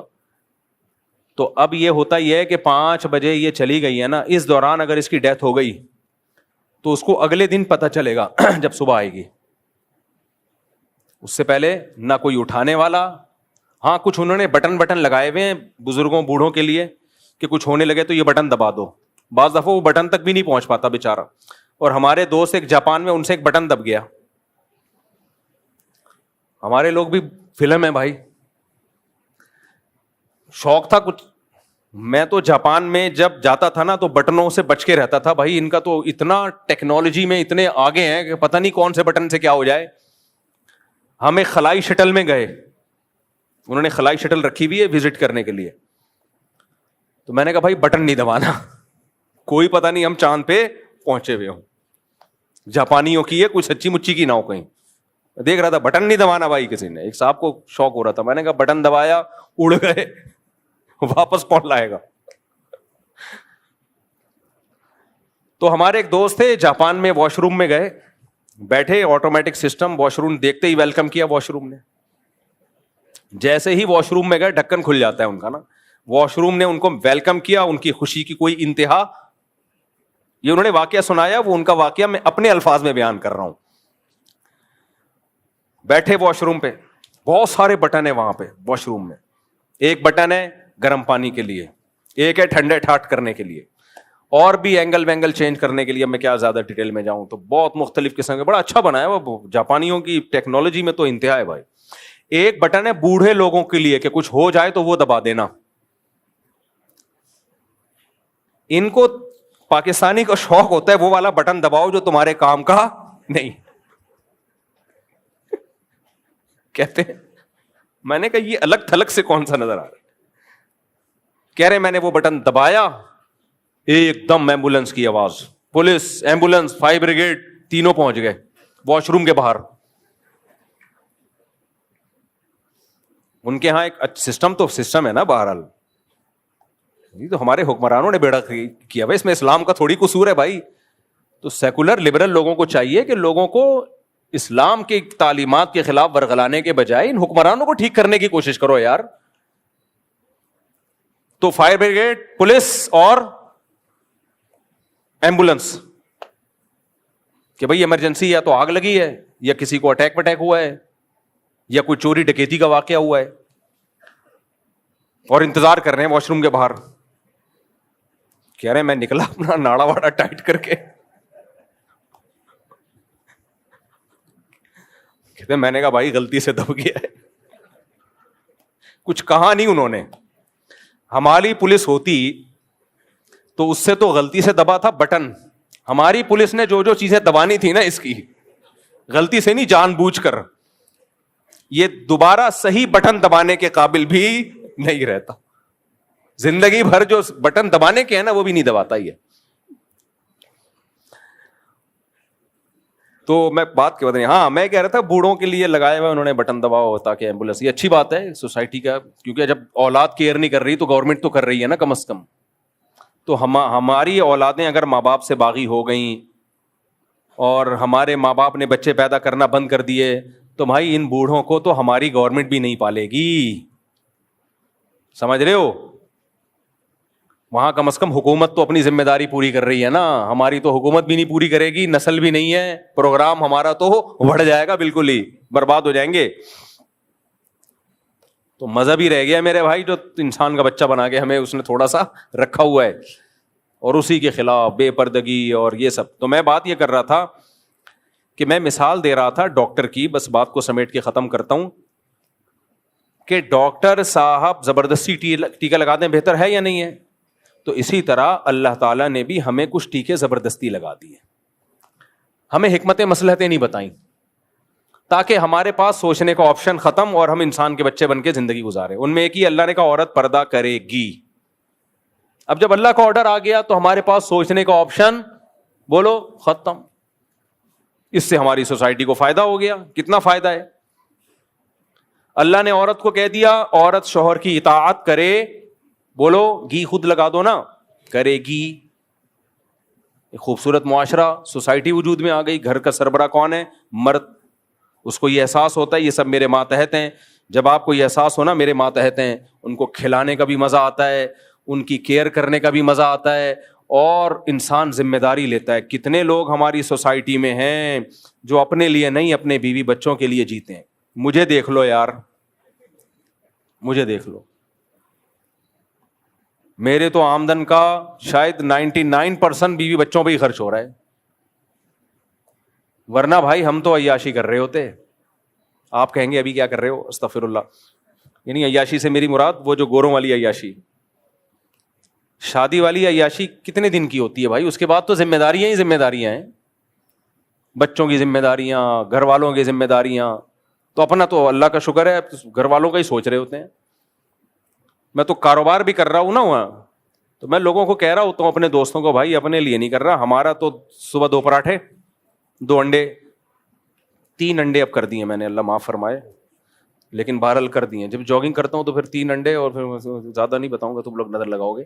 خیر, تو ہمارا تو بھائی یہ ہے, ہمیں کیا کرنا دیواروں اینٹوں سے, ہمارا کیا لینا دینا. ہماری ضرورت تو موٹی موٹی جو بنیادی ضرورتیں تھیں اللہ نے کئی گنا زیادہ پوری کر دی ہیں. اور ہر مرد کا یہی حال ہے, صرف میں نہیں ہوں, آپ بھی ہیں, سب کا یہی حال ہے. وہ کیوں جیتا ہے؟ اپنے بچوں کے لیے, اپنی بیوی کے لیے. لیکن اگر عورت آپ کے مقابلے میں آ کے کھڑی ہو جائے, آدمی جاؤ ہٹاؤ,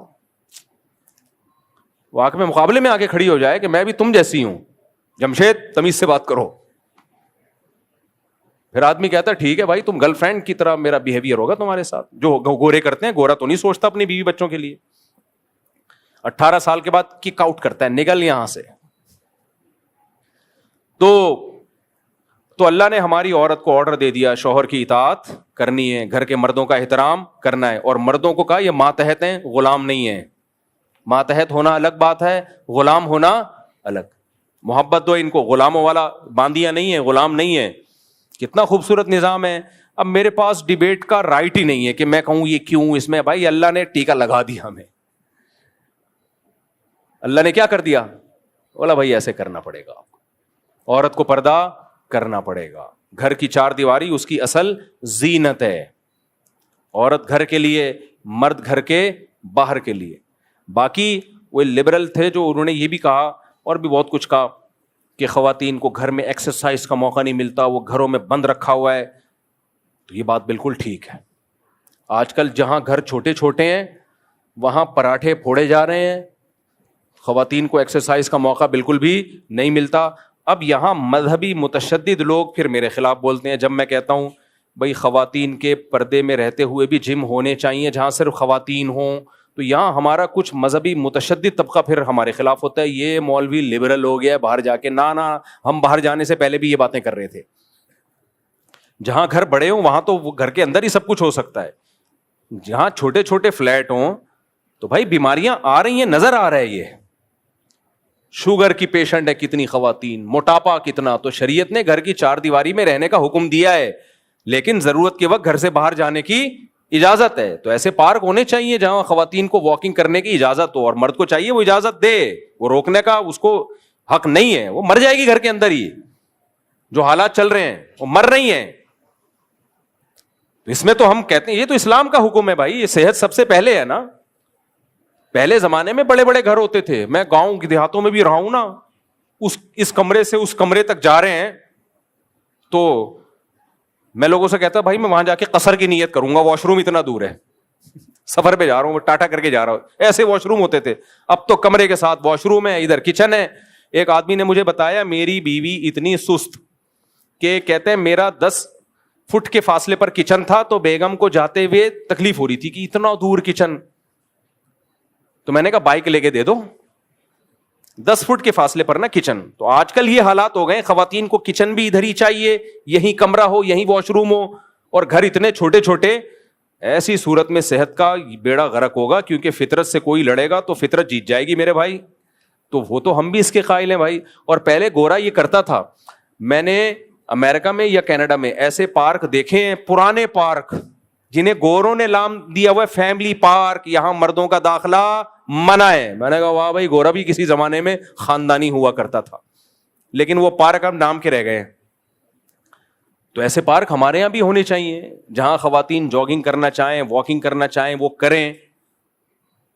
تو اس کے تو ہم قائل ہیں میرے بھائی, اور ہم اس کے بھی قائل ہیں جب سفر میں جایا کرو, اگر اللہ نے گنجائش دی ہے تو بیگم کو اپنے ساتھ لے کے جایا کرو. گھر کی چار دیواری کا یہ مطلب نہیں ہے کہ اس کو سفر میں اپنے ساتھ نہ لے کے جاؤ. ہمارے پیغمبر جنہوں نے حکم دیا عورت گھر میں رہے, وہ اپنے ساتھ سفر میں لے کے گئے ہیں کہ نہیں گئے ہیں؟ اگر اللہ نے گنجائش دی ہے تو بعض لوگ کیا کرتے ہیں, گھوم رہے ہیں ساری دنیا کی سیر کر رہے ہیں, بیوی بچوں کو گھر میں نکلنے ہی نہیں دیتے. تو یہ ظلم ہے. تو اس ظلم کے خلاف اگر کوئی آواز اٹھاتا ہے بہت اچھی بات ہے, لیکن یہ کمبخت 4 اچھی باتوں میں ایک, دیکھو وہ جھوٹ جو 99 سچ میں ملا کے بولا جائے نا, وہ بہت خطرناک جھوٹ ہوتا ہے. تو میں ان کی ویڈیوز دیکھ رہا ہوتا ہوں بہت غور سے کہ کچھ باتیں صحیح کرتے کرتے بیچ میں کچھ گھسیڑ دیتے ہیں یہ. تو اللہ تعالیٰ ہمیں اسلام کی قدر کی توفیق عطا فرمائے. تو وہ نظریہ اضافت تھا نا آئنسٹائن کا, تو جب آپ دیکھو گے نا تو پھر آپ کو اپنی سوسائٹی کی خوبصورتی نظر آئے گی. اللہ تعالیٰ سمجھنے کی, عمل کی توفیق عطا فرمائے. جی, وضو کے اوپر, پانی کے اسراف کے اوپر, تو جیسا کہ سنا ہے کہ اللہ تعالیٰ اسراف کرنے والوں کو پسند نہیں فرماتا. تو مسلمان تو ویسے ہی باہر کتنے گناہ کر رہا ہے, لیکن جب نماز پڑھنے کے لیے آیا ہے اور نماز سے پہلے جو وضو کے اندر پانی خوب بہا رہا ہے, تو یہ جو اسراف کر رہا ہے تو اس کے متعلق پھر اللہ تعالیٰ ظاہر پہلے ناراض کر رہا ہے, پھر بعد میں. دوسری بات یہ کہ خاص طور پر جو ہے نا مسح کرنے کے دوران بھی اگر نل بند کر دے آدمی تو کتنے پانی کی بچت ہوگی. اور جو وضو کر رہے ہیں اتنی موٹی دھار کھول کے, اگر وہ اپنے وضو کے نیچے 20 لیٹر کی بالٹی لگا دیں پانی کی, تو پتہ چلا کہ 1 لیٹر پانی خرچ ہوا ہے وضو میں اور 19 لیٹر ضائع ہوا ہے. جی, تو یہ پانی کا بہت اسراف ہو رہا ہے. اور جیسا کہ آپ نے ابھی بیان کیا کہ جو وہمی ہوتے ہیں وہ اپنے اوپر پانی بہائے چلا جاتے ہیں, انہوں بولتے ہیں پاک ہی نہیں ہوا. تو ان کو تو میرا مشورہ یہ ہے کہ آپ یہ حکم دے دیں, ان کو یہ مشورہ دے دیں کہ وہ تیمم کر لیا کریں, وہ پانی ضائع نہ کریں. اچھا, رفیع بھائی کو مجھ پر اشکال یہ ہے کہ رفیع بھائی کہتے ہیں میں اتنا لمبا سوال پوچھتا ہوں, آپ جواب مختصر دیتے ہو. وہ میں اس لیے دیتا ہوں کہ رفیع بھائی نے سوال میں ہی جواب دے دیا ہوتا ہے, سمجھ رہے ہیں, پورا سمجھا دیا ہوتا ہے. دیکھو اسراف جرم ہے, بہت بڑا جرم ہے, گناہ ہے, اور اس کا آپ کو حساب و کتاب دینا پڑے گا. اللہ نے حکم دیا کہ حد سے تجاوز مت کرو. نبی صلی اللہ علیہ وسلم جس برتن میں وضو کرتے تھے بہت چھوٹا سا برتن تھا, اس میں آپ کا وضو مکمل ہو جایا کرتا تھا. جو آج کل کا جو لوٹا ہے نا, اس سے بھی چھوٹا برتن تھا وہ. آپ جب وضو کرتے ہیں نا تو نیچے بالٹی رکھیں اور چیک کریں میں نے کتنا پانی بہایا ہے, پوری بالٹی بھر چکی ہوگی. یہ گناہ ہے جو نماز سے پہلے کر کے آ رہے ہوتے ہیں نماز پڑھنے کے لیے, یعنی نماز بھی اور وضو بھی گناہ کر کے کر رہے ہیں. یعنی کم از کم جیسے آدمی عمرہ کرنے جائے اور حرام پیسوں سے جائے تو اگلا کہے گا نا بھائی حرام پیسوں سے کچھ اور گناہ کر لیتا, عبادت تو حلال پیسوں سے ہو نا, تو وضو تو سنت کے مطابق ہو نا. اس لیے وضو میں پانی کم بہایا کریں. نلکا کھول کے, میں نے دیکھا ہے کیسے بہاتے ہیں, میں آپ کو بتاتا ہوں. بیٹھتے ہی پہلے نلکا کھول دیں گے, پھر آستینے چڑھا رہے ہوں یوں یوں کر کے نا. بھائی پہلے آستینے اوپر کر لیتے, پھر نلکا کھول لیتے. اس کے بعد جو کھلے گا فل چوڑیاں کھولیں گے فل پریشر سے, اپنے کے ساتھ دوسرے کا وضو بھی ہو رہا ہے. اتنا کھولو جتنا آرام سے ہاتھ دھو. پھر جب کلی کرنی ہے اس کو تھوڑا بند کر دو, بالکل ٹائٹ نہیں کرو, اس سے واشر اس کا خراب ہو جاتا ہے. تھوڑا سا ہلکا کر دو, کلی کی ناک میں پانی ڈالا اس دن نلکا بند رہے. پھر جب مسا کرنا ہے تو نلکا بند کر دو. وہ جو کھلتا ہے تو کھلا ہی رہتا ہے, اور رگڑ رہے ہیں. میں نے دیکھا ہے لوگوں کو پاؤں رگڑ رہے ہیں ایسے جیسے سروس ہو رہی ہے.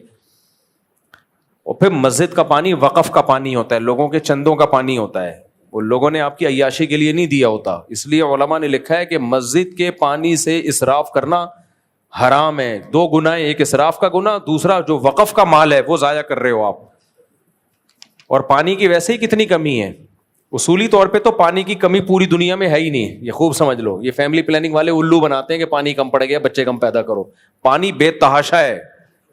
صرف ایک کینیڈا میں 10 لاکھ جھیلیں ہیں پانی کی, لیکس بڑی بڑی, اور بھی دنیا میں پاکستان میں بھی بہت ہے پانی. بات یہ کہ پانی کو محفوظ کرنے کا اور ڈسٹریبیوٹ کرنے کا منصفانہ نظام ہی نہیں ہے ہمارے پاس. سارا زور گورنمنٹ اس پہ لگا رہی ہے بچے روکو, بچے روکو. اس پہ نہیں لگا رہی کہ جو پانی بارشوں سے برس رہا ہے اس کو ڈیم بنا کے محفوظ کرو اور ڈسٹریبیوشن منصفانہ انداز سے ہو. ہم اپنی گلی میں دیکھتے ہیں ایک گھر میں پانی اتنا آ رہا ہے کہ اس کی ٹینک بہتا چلا جا رہا ہے, اور دوسرے گھر میں جب وہ نلکا کھولتا ہے تو ہوا کے علاوہ کچھ بھی نہیں ہے. ڈسٹریبیوشن کا سیٹ اپ ہی انتہائی غلط ہے. تو اب جب یہ حالات ہو تو پھر پانی کو ضائع کرنا تو اور بڑا جرم ہے. بھائی ایک گھر میں پانی کا ایک قطرے کو ترس رہے ہیں اور آپ نل کے کھول کے بہائے چلے جا رہے ہو.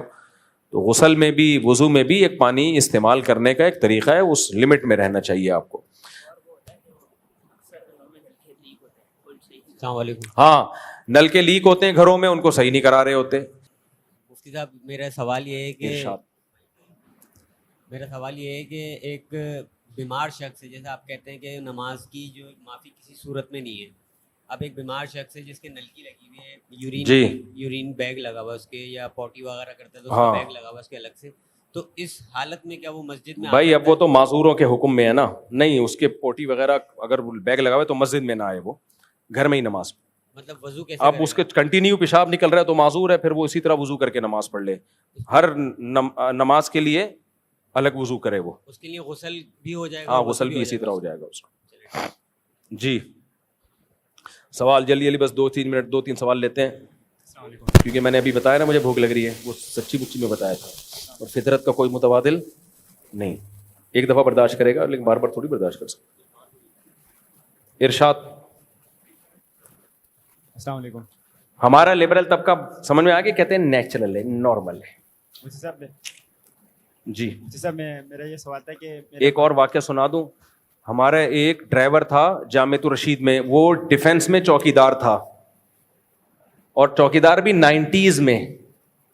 وہ چوکیداری چھوڑ کر ادھر آ گیا ہمارے مدرسے میں ڈرائیونگ. تو میں نے کہا یار وہ کام آسان تھا, تمہاری تنخواہ بھی زیادہ تھی, تو تم وہ آسان جاب چھوڑ کر ادھر کیوں آ گئے. یہ واقعہ تو اس نے مجھے 2000 کے بعد بتایا, لیکن یہ واقعہ ہوا 90 اور 2000 کے بیچ میں. کہنے لگا میں ڈیفینس میں جاب کرتا تھا چوکیداری کی, تو ایک دن کیا ہوا, جو ایک جس لڑکے کے گھر میں جاب کر رہا تھا یعنی چوکیدار تھا, اس لڑکے کے ابا کی ڈیڈ باڈی آئی ایمبولینس میں. تو جو بھی ہاسپٹل والوں نے بولا کہ اس کے بیٹے کو اٹھا دو, کہ بولو تمہارے ابا کا انتقال ہو گیا ہے. ابا ہاسپٹل میں ایڈمٹ تھے کہ ابا کا انتقال ہو گیا تو بھائی یہ ڈیڈ باڈی کو ریسیو کر لو. کہہ رہے میں نے جا کے اٹھایا سیٹھ صاحب کو, سیٹھ صاحب آپ کے والد صاحب کی ڈیتھ ہو گئی ہے, ان کی ڈیڈ باڈی آئی ہے, ایمبولینس باہر کھڑی ہوئی ہے. کہہ رہے اس نے مجھے کہا کہ یار دفنا دو, میں بھی سو رہا ہوں, میری نیند خراب مت کرو.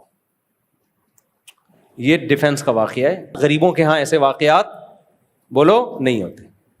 میں نہیں کہہ رہا ڈیفنس کے ہر گھر میں ہے, جہاں مذہب ہے دولت کے ساتھ اگر مذہب ہو تو سبحان اللہ. جیسے جو کینیڈا اور امریکہ میں صحیح مذہب کو فالو کر رہے ہیں ان کی 10 انگلیاں گھی میں ہیں, ان کو دین بھی مل گیا, دنیا بھی مل گئی. ہمیں کینیڈا امریکہ سے کوئی بیر نہیں ہے, ہمیں یہ ہے کہ میرے بھائی مذہب مت چھوڑو مذہب. تو یہاں رہ کے مذہب چھوڑو گے برے حالات ہوں گے. تو کہہ رہے ہیں یار میرے وہ پٹھان تھے ڈرائیور, کہتے ہیں ہم لوگ تو کئی سال باپ کا غم نہیں بھولتے. باپ کی میت ہو جائے اور تیرا باپ ہسپتال میں مر رہا تھا, تو گھر میں پڑا ہوا سو کیسے رہا ہے.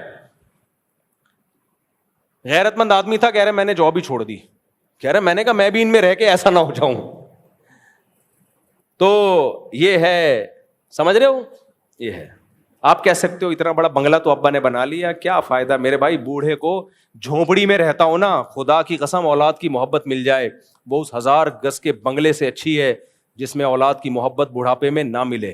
اور مغربی دنیا میں نا کچھ تھڑے ہوتے ہیں, کچھ ہوٹل ہوتے ہیں جہاں سارے بڈھے آ کے بیٹھتے ہیں, اپنے غم شیئر کرتے ہیں. یہ ڈیفنس میں بھی آپ کو ایسے تھڑے ملیں گے. اور اب ہر علاقے میں بننا شروع ہو گئے ہیں. جنہوں نے ساری زندگی بیوی بچوں کو کما کے کھلایا, اعلیٰ تعلیم دلوائی, مذہب کو فوکس نہیں کیا, اب جب وہ ریٹائر ہو گئے تو بیوی بچوں نے ان کا خون چونکہ نچوڑ چکے تھے, اب وہ کسی کام کے نہیں ہیں. اب نہ بیوی کچھ سنتی ہے نہ بچے کچھ سنتے ہیں. اب وہ سارے بڈھے اپنا غم شیئر کرنے کے لیے بیٹھے ہوئے ہوتے ہیں.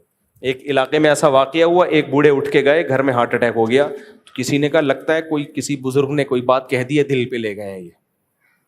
تو یہ بہت ہو رہا ہے الحمدللہ, اللہ معاف فرمائے, الحمدللہ نہیں کہنا چاہیے, کیونکہ انہوں نے مذہب نہیں سکھایا. تو اب نہ بیوی مانتی ہے نہ اولاد مانتی, 2 ٹکے کی اوقات نہیں ہے ان کی, کیونکہ نہ چھوڑ لیا انہوں نے.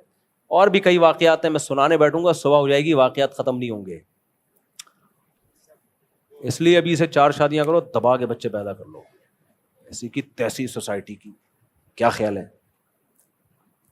یہی عرض کر رہا تھا کہ آپ شادی کے حوالے سے بیان کرتے ہیں, ہم سب آپ کے بیانات سنتے ہیں, آپ بالکل سارے. اور شادی بھی گھریلو عورتوں سے کرو, ان لبرل انٹیوں سے کر لی نا تو ایک بھی تمہیں گنجا کرنے کے لیے کافی ہے. چلو یہی عرض کر رہے تھے کہ آپ 4 شادی کی بیان کرتے ہیں, جی سب سنتے ہیں ماشاء اللہ, لیکن بات یہ کہ ایک شادی کرنا ہی مصیبت بن جاتا ہے. مصیبت بن جاتا ہے ایک شادی کرنا بہت زیادہ, کیونکہ لڑکی والوں کی ڈیمانڈ اتنی زیادہ, لڑکی والوں کی ڈیمانڈیں کہہ رہے بہت زیادہ ہوتی ہیں. ایک بھی مشکل ہے, آپ ایسی لڑکی سے کر لو جس کی ڈیمانڈیں کم ہو, اپنا معیار گرا دو.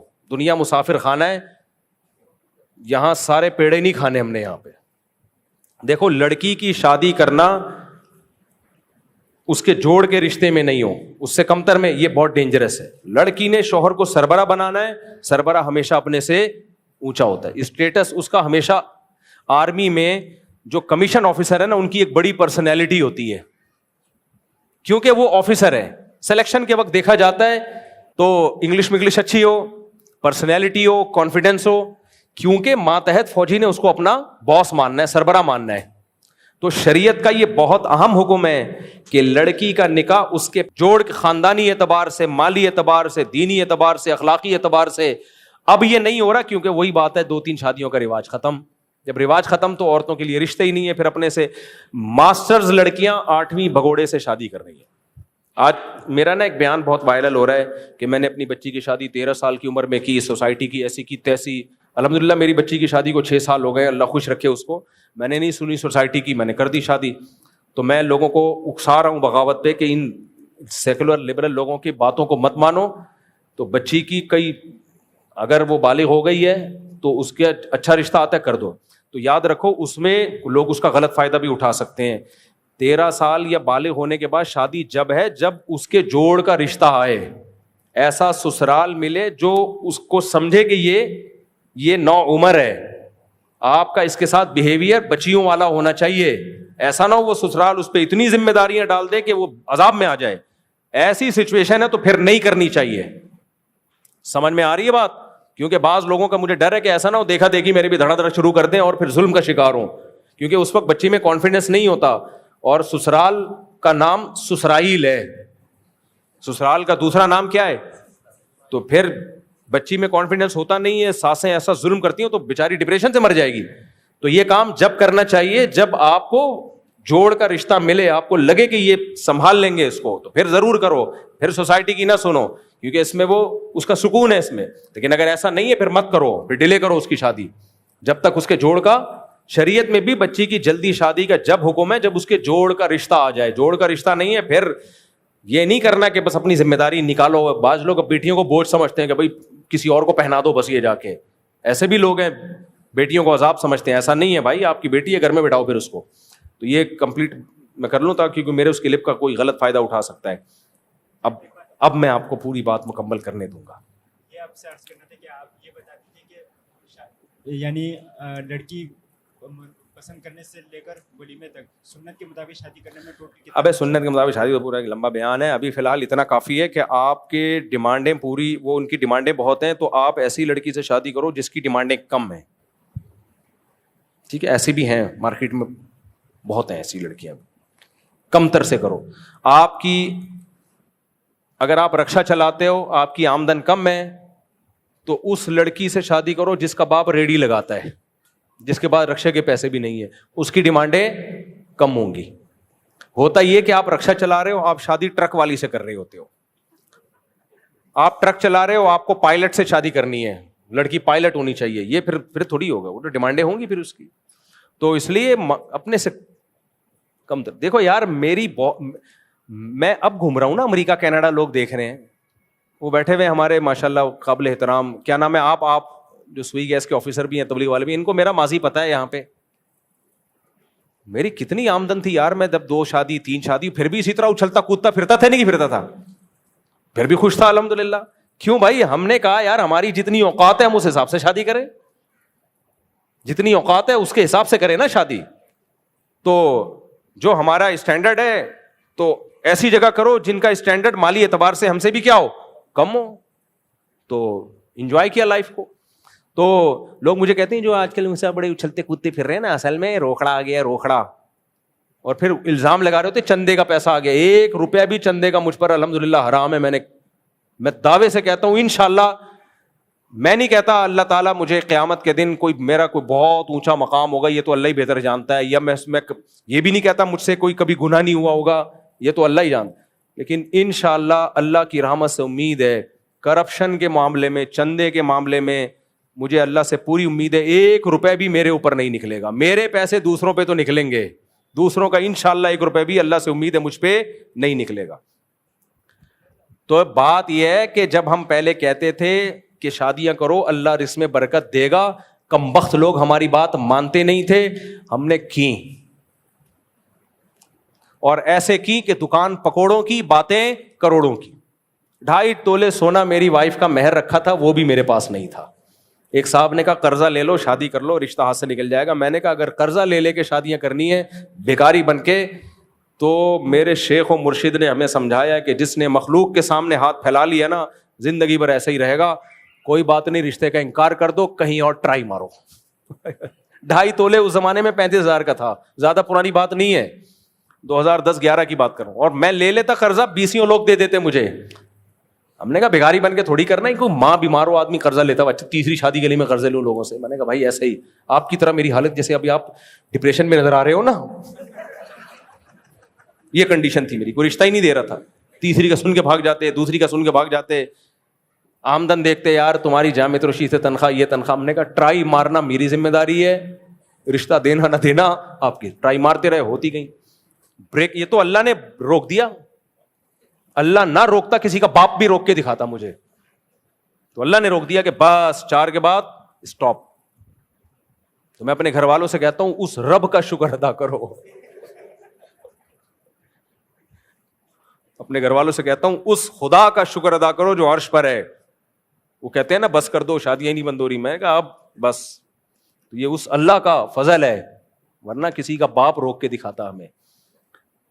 پیسے ہیں تو بھی کریں گے, نہیں ہے تو بھی کریں گے. اب جب نہیں ہے تو کیسے کریں گے بھائی؟ اس سے کرو جو جس کے پاس تم سے بھی کم ہو. دنیا میں سب سے غریب آپ تھوڑی ہو. اگر سب سے غریب آپ ہو تو پھر کوئی نہیں دے گا آپ کو. آپ سے بھی زیادہ غریب لو. آپ 10,000 کماتے ہو, 5,000 کمانے والے بھی ہیں. وہ باپ کے لیے اپنی بیٹی کو کھلانا ممکن نہیں ہے 5,000. وہ کہیں گے چل یار میں جو ہے 2 ٹائم کی روٹی بمشکل کھلاتا ہوں, تو کم از کم 2 ٹائم کی روٹی کھلا دے گا. تو اس لیے آئندہ یہ جو لڑکے پوچھتے ہیں نا مجھے رشتہ نہیں مل رہا, مجھے یہ چیز سمجھ میں نہیں آتی ہے. لڑکیاں پریشان ہیں بھائی, لڑکے پریشان نہیں ہیں. لڑکوں کے مائنڈ بہت اونچے ہو چکے ہیں. میں بار بار کہتا ہوں, میں مذاق نہیں کر رہا, میں نے پاؤں سے معذور لڑکیوں کو بھی نکاح کا پیغام بھیجا ہے. مجھے پتا تھا کہ میری آمدن اتنی ہے کہ مجھے کوئی پورے پرزے والی عورت ملے گی نہیں, تو میں نے کہا ایسی خواتین تلاش کرو جن کے 2-3 پرزے شارٹ ہو. میرا یہی خیال تھا کہ وہ کمپرومائز کر لیں گی. تو ایک بیچاری پاؤں سے معذور تھی, میں نے وہاں پیغام بھیجا, ان کے نخرے اتنے, بولے نہیں ہم نے نہیں دینی. تو میں نے کہا نہیں دو بھائی. پھر ایک پیغام میں نے ایسی خاتون کو بھیجا, بیچاری کو لقوہ ہوا تھا, تو وہاں پیغام بھیجا, نہیں نخرے دیکھو. ہم نے کہا کوئی بات نہیں بھائی, آپ کی بیٹی ہے, آپ مت دو, آپ کا حق بنتا ہے. لیکن میں نے ان کو یہ سمجھا دیا کہ آپ کی بچی میں اتنا بڑا عیب ہے تو کون کرے گا بھائی؟ اگر کسی کی آمدن اچھی ہوگی تو وہ یہاں تھوڑی کرے گا. لیکن خیر وہ ان کے سوچنے کی چیز تھی. ایسیوں کو بھی پیغام بھیجا جو اندھیرے میں نظر نہیں آ رہی تھی, بالکل ایسا نہیں, نہیں تھوڑا سا ڈارک, نخرے نہیں. ہم نے کہا چلو کوئی بات نہیں, دنیا مسافر خانہ ہے, ہو جائے گی تو ٹھیک ہے, نہیں ہوگی تو اب نہیں ہوگی تو ہم اللہ سے کہہ دیں گے اللہ ہم نے تو کوشش کی تھی, کوئی دے ہی نہیں رہا تھا. تو یہ معیار ہم نے گرایا تھا. ایسی کو بھی پیغام بھیجا جو بہری تھی, بہری, اور جو بہری ہوتی ہیں بچپن سے گونگی بھی ہوتی ہیں. ہم تو یہ بڑا ظرف چاہیے. میں نہیں اپنی تعریفیں کر رہا, لیکن ہم نے یہاں بھی, کیونکہ ہماری اوقات جو تنخواہ تھی الفلاحیہ مسجد کی اور جامعۃ الرشید کی وہ اتنی تھی, صحیح ہے نا, پہلی تو ملی جاتی ہے, دوسری تیسری میں پھر. تو میں نے کہا یار ایسی تلاش کرو جس کے 1 آدھ پرزہ نہ ہو, اس سے یہ ہوگا کہ چلو. لیکن وہ بھی نہیں مانی. تو اللہ کا شکر ہے پھر مل گئی, اور اسی غربت میں ہی ملی. اسی غربت میں میری کوئی گھر والی الحمدللہ معذور نہیں ہے. ہم نے ٹرائی کیا, لیکن کچھ لوگوں کا ہے چلو یار, انہوں نے مجھے اس بیس پہ دے دی, ان کا خیال تھا میں شریف آدمی ہوں, ان کا خیال تھا, اب پتہ نہیں ہے یا نہیں ہے, چینج ہو گئے ہوں تو مجھے نہیں پتا, کہ یار چلو یار ذمہ داری تو سنبھال لے گا نا. تو ہو گئی. تو آپ ٹرائی مارتے رہو, ہو جائے گی انشاءاللہ. لیکن معیار کیا کرو, گراؤ. میں یہ نہیں کہہ رہا آپ ایسی جگہ کر لو جو بالکل آپ کی اٹریکشن ہی نہ ہو, پھر غلط ہے.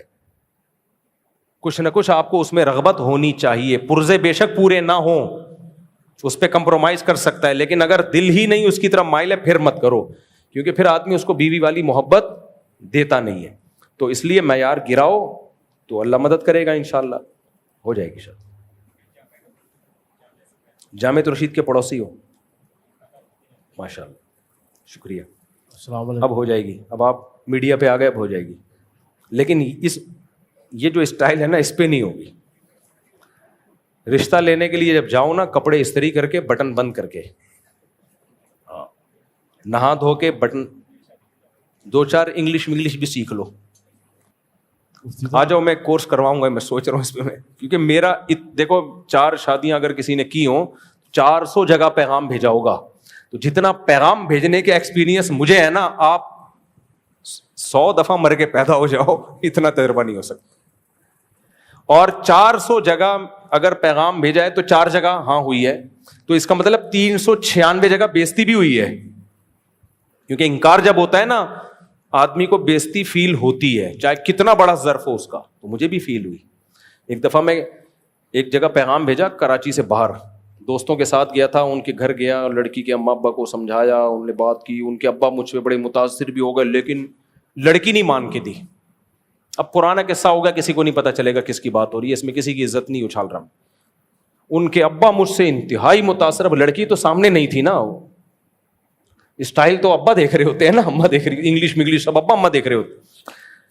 میرا بڑا دل تھا وہاں شادی کا, پورا زور لگا دیا, ابا نے بھی اماں نے بھی, لڑکی نہیں مان کے دی.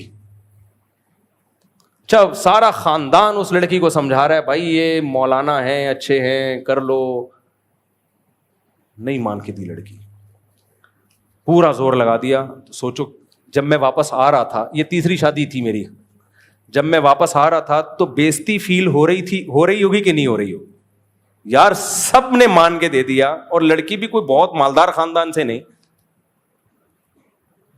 تو کیسی فیلنگ ہوگی میری. جب میں واپس آ رہا تھا تو ہمارے, اچھا ایسے موقع پہ جب انسان بےزتی فیل کرتا ہے نا تو اتنی نہیں ہوتی, جب دوست تسلی دیتے ہیں نا, دلاسا, اس وقت زیادہ فیل ہوتی ہے.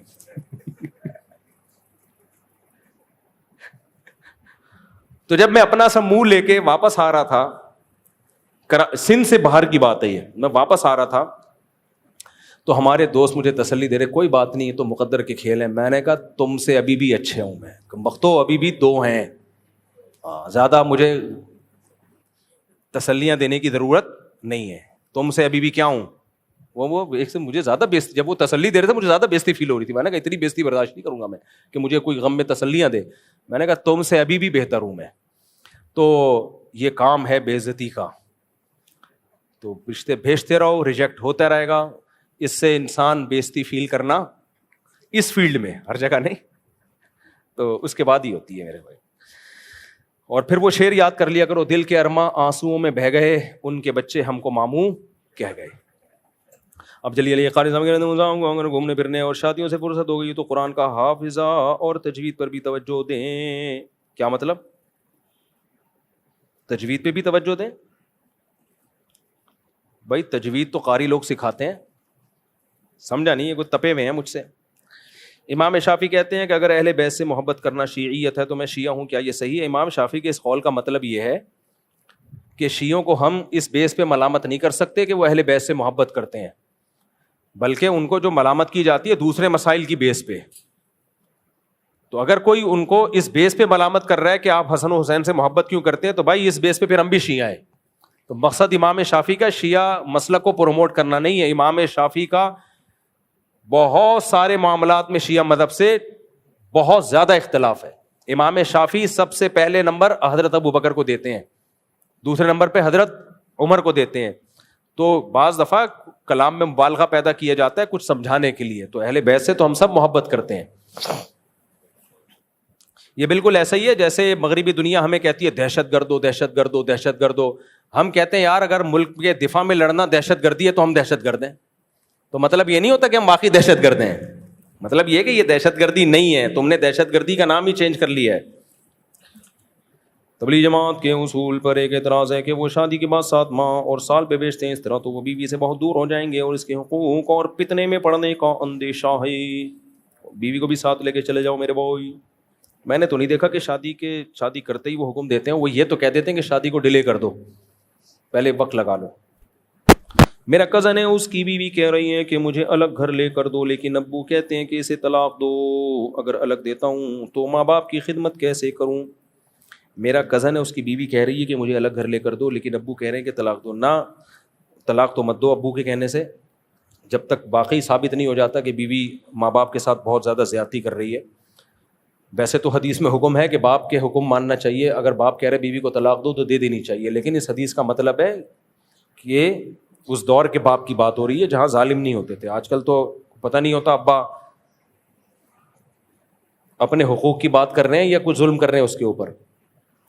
امام احمد بن حنبل سے کسی نے پوچھا نا, میرا باپ کہہ رہا ہے میں اپنی بیوی کو طلاق دے دوں. امام احمد نے کہا کہ مت دو. انہوں نے کہا کہ حضرت عمر کو نے تو اپنے بیٹے کو جب حکم دیا تھا کہ بیوی کو طلاق دو تو نبی نے کہا تھا کہ حضرت عبداللہ بن عمر کو کہ اپنے باپ کی مانو. تو امام احمد نے کہا کہ کیا تمہارے باپ بھی عمر جیسے ہیں؟ حضرت عمر کے بارے میں تو اطمینان تھا کہ وہ جائز مطالبہ کر رہے ہیں طلاق کا. تو آج کل کے اباؤں کے بارے میں اطمینان نہیں ہے. تو اس لیے ابا اگر کہہ رہے ہو بیوی کو چھوڑ دو تو پہلے علماء سے مشورہ لے لو کہ بیوی کا کچھ قصور ہے بھی یا نہیں ہے. باقی الگ گھر کی جہاں تک بات ہے تو میرا تو رائے یہی ہے کہ اس زمانے میں بیوی کو الگ گھر میں ہی رکھنا چاہیے. دیکھو جوائنٹ فیملی کے بہت فائدے ہیں, بہت زیادہ فائدے, لیکن یہ جب ظرف بڑا ہو. آج کل ظرف ہیں بہت چھوٹے ظرف, اور خواتین ایک دوسرے پہ ایسی ٹاؤنٹنگ کرتی ہیں, ایسا طنز کرتی ہیں کہ وہ ڈپریشن کا مریض بنا کے چھوڑتی ہیں. اب آپ کی اماں آپ کے سامنے بہت اچھی ہوگی آپ کی بیوی کے ساتھ, ہمیں نہیں پتا علیحدگی میں وہ کیا کر رہی ہوگی. آپ کی بیوی آپ کے سامنے آپ کی ماں کے ساتھ بہت اچھی ہوگی, آپ کی غیر موجودگی میں کیا کیا طنز تانے مار رہی ہے آپ کی ماں کو, ہمیں نہیں پتا. بہتر تو یہی ہے کہ جوائنٹ فیملی میں رہو, مل جل کے رہو, محبتیں ہوتی ہیں, ایک دوسرے کا خیال ہوتا ہے, لیکن یہ جب ہے جب سب کے ظرف بڑے ہوں. آج کل ظرف مارکیٹ سے کیا چل رہے ہیں, شارٹ چل رہے ہیں. تو ظرف بڑے ہوں تو اکٹھے رہنے کے ہی فائدے ہیں, نہیں ہو تو بھائی پھر علیحدگی بہتر ہے. ہاں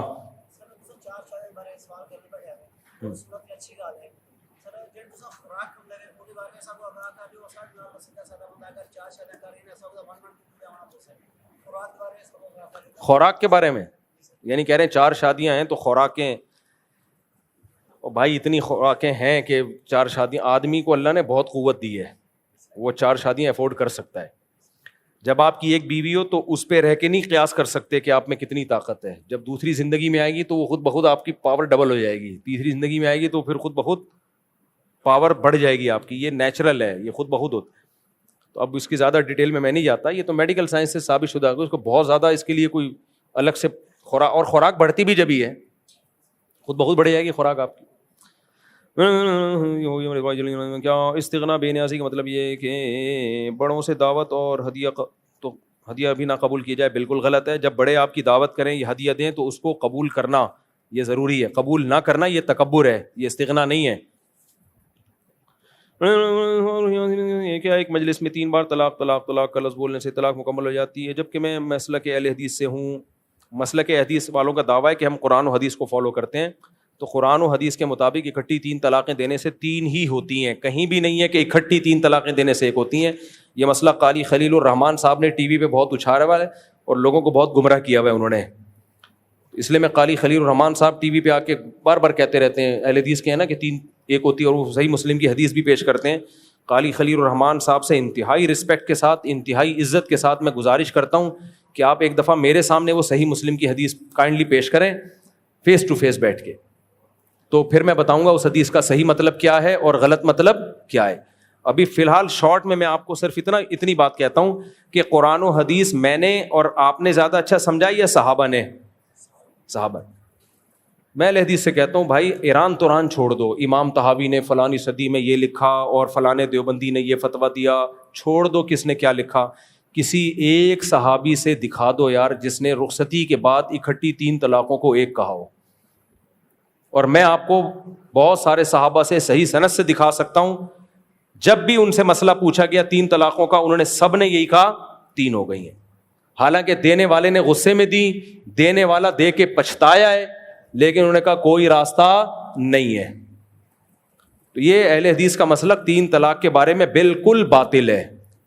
کبھی سعودیہ کے مفتی کا فتویٰ لا رہے ہوتے ہیں, بھائی یہ آج کل کے دور کے مفتی ہیں, ان کی کوئی حیثیت ان صحابہ کے مقابلے میں نہیں ہے. ہم احترام کرتے ہیں سعودیہ کے مفتیان کرام کا بھی, لیکن یہ آج کل کا حساب کتاب ہے, کوئی اعتماد نہیں کیا جا سکتا. یا تو دین نہیں ہوگا, گورنمنٹ سے متاثر ہوں گے, یا دین ہوتا ہے وہ عمق اور مسائل میں گہرائی نہیں ہوتی. تو 4 اماموں کا اجماع ہے, سارے صحابہ کا اجماع ہے, اکٹھی 3 طلاقیں دے دی 3. قرآن نے بھی اس مسئلے کو انتہائی وضاحت سے بیان کیا ہے. اہل حدیث یہاں بھی ڈنڈی مارتے ہیں, 2 چیزوں کو خلط ملط کر دیتے ہیں کہ قرآن میں کیا طریقہ لکھا ہوا ہے طلاق دینے کا, وہ تو بتاؤ. اب بھائی ہمیں مانتے ہیں قرآن میں یہ طریقہ لکھا ہے اکٹھی مت دو, اس کا کون انکار کر رہا ہے؟ لیکن قرآن میں یہ لکھا ہوا ہے کہ اکٹھی دو گے تو 3 طلاقیں واقع ہوں گی. کیوں لکھا ہوا ہے؟ قرآن کیسے لکھا ہوا ہے؟ قرآن کہہ رہا ہے اکٹھی مت دو, اس لیے کہ دیا تو لا تدری لعل اللہ یحدث بعد ذلک امرا, جوڑ کا راستہ بند ہو جائے گا, اس لیے تو منع کر رہا ہے اللہ اکٹھی مت دو. ہمارے نبی کے سامنے ایک شخص آیا, اکٹھی 3 طلاقیں دی, آپ کو اطلاع ملی, آپ غضبناک ہو کے کھڑے ہو گئے. ایلعبوا بکتاب اللہ وانا بین اظہرکم, آپ کو اتنا غصہ کیوں آیا؟ صحابی نے کہا یا رسول اللہ حکم دے میں اس کی گردن اڑا دوں جس نے اکٹھی 3 طلاقیں دی ہیں. یہ غصہ کیوں آ رہا ہے؟ اس لیے کہ ہو گئی ہیں, گھر اجڑ گیا غصے میں. نہیں ہوئی ہوتی تو آپ اتنا غصہ تھوڑی کرتے, کہتے کوئی بات نہیں تو 100 بھی دے دے تو 1 ہوگی. تبھی اہل حدیث کے پاس کوئی 3 طلاقیں دے کے جاتا ہے, نہ کوئی غصہ آتا ہے, کچھ کہہ رہے ہیں جتنی مرضی دے دو, 1 ہی ہوئی ہے. قاضی خلیل الرحمان نے اس میں بہت بددیانتی کی ہے. ایک جگہ کہہ رہے ہیں کہ جب حنفی کوئی 3 طلاقیں دے کے آتا ہے تو میں کہتا ہوں یا مسلک بچا لے یا بیوی بچا لے, یا مسلک بچا لے یا بیوی بچا لے. کیوں لوگوں کو گمراہ کر رہے ہو یار, کیوں گمراہ کر رہے ہو لوگوں کو؟ پھر ایک وکیل کا کل میں نے کلپ سنا, وہ وکیل کہہ رہا ہے کہ پاکستان میں اگر کوئی 3 طلاقیں اکٹھی دے دیتا ہے تو اگر وہ حنفی مسلک سے ہے تو 3 ہو گئی ہیں, اور اگر امام شافعی اور کوئی اور ہے تو 1 ہوئی ہے. وکیل بھی گمراہ کر رہے ہیں تمہیں. 3 طلاقیں کوئی اکٹھی دے دیتا ہے, حنفی ہو, شافعی ہو, مالکی ہو, حنبلی ہو, سب کے نزدیک اکٹھی 3 دینے سے 3 ہو جاتی ہیں. تمام یہ کوئی حنفی مسلک نہیں ہے, سارے صحابہ کا یہی مسلک ہے. کوئی اختلافی مسئلہ بعد میں بنا لیا اختلافی مسئلہ اس کو, اس لیے اہل حدیث اس میں ٹو دا پوائنٹ بات نہیں کرتے, گھماتے ہیں بہت باتوں کو, کبھی ادھر لے جائیں گے کبھی ادھر پینترے بدلیں گے. اسی لیے بعض اہل حدیث علماء جنہوں نے حق کا ساتھ دیا انہوں نے اعتراف کیا ہے کہ اس مسئلے میں ہم کمزور ہیں اور اس مسئلے میں احناف صحیح کہتے ہیں. اہل حدیث کے فتاوا میرے پاس موجود ہیں, کبھی موقع ملا تو میں لاؤں گا, جنہوں نے کہا ہے کہ یہ مسئلہ محدثین کا نہیں ہے, یہ بعد میں کسی نے نکالا ہے, وہ بھی اس کے قائل ہے کہ اکٹھی 3 ہی ہوتی ہیں. تو اہل حدیث میں بھی اس مسئلے میں اتفاق نہیں ہے.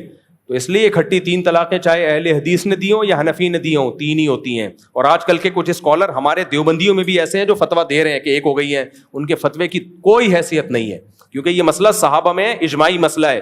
کسی ایک صحابی سے بھی اکٹھی 3 طلاق کا ایک کہنا ثابت نہیں ہے. اچھا اہل حدیث اس میں بھی گڑبڑ کرتے ہیں, کہتے ہیں دیکھو فلاں حنفی نے لکھا ہے کہ بعض صحابہ 3 کو 1 کہتے تھے.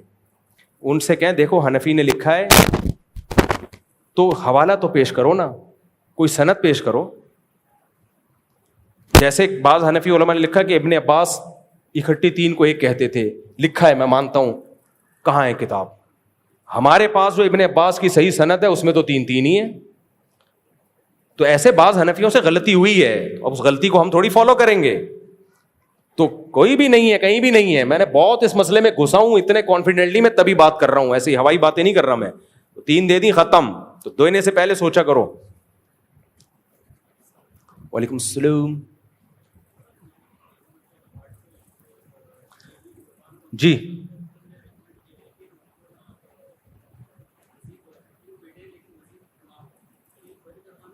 دیکھو, مستقل رحم کو بند کروا دینا, مستقل رحم نکالوا دینا, یہ حرام ہے, ناجائز ہے.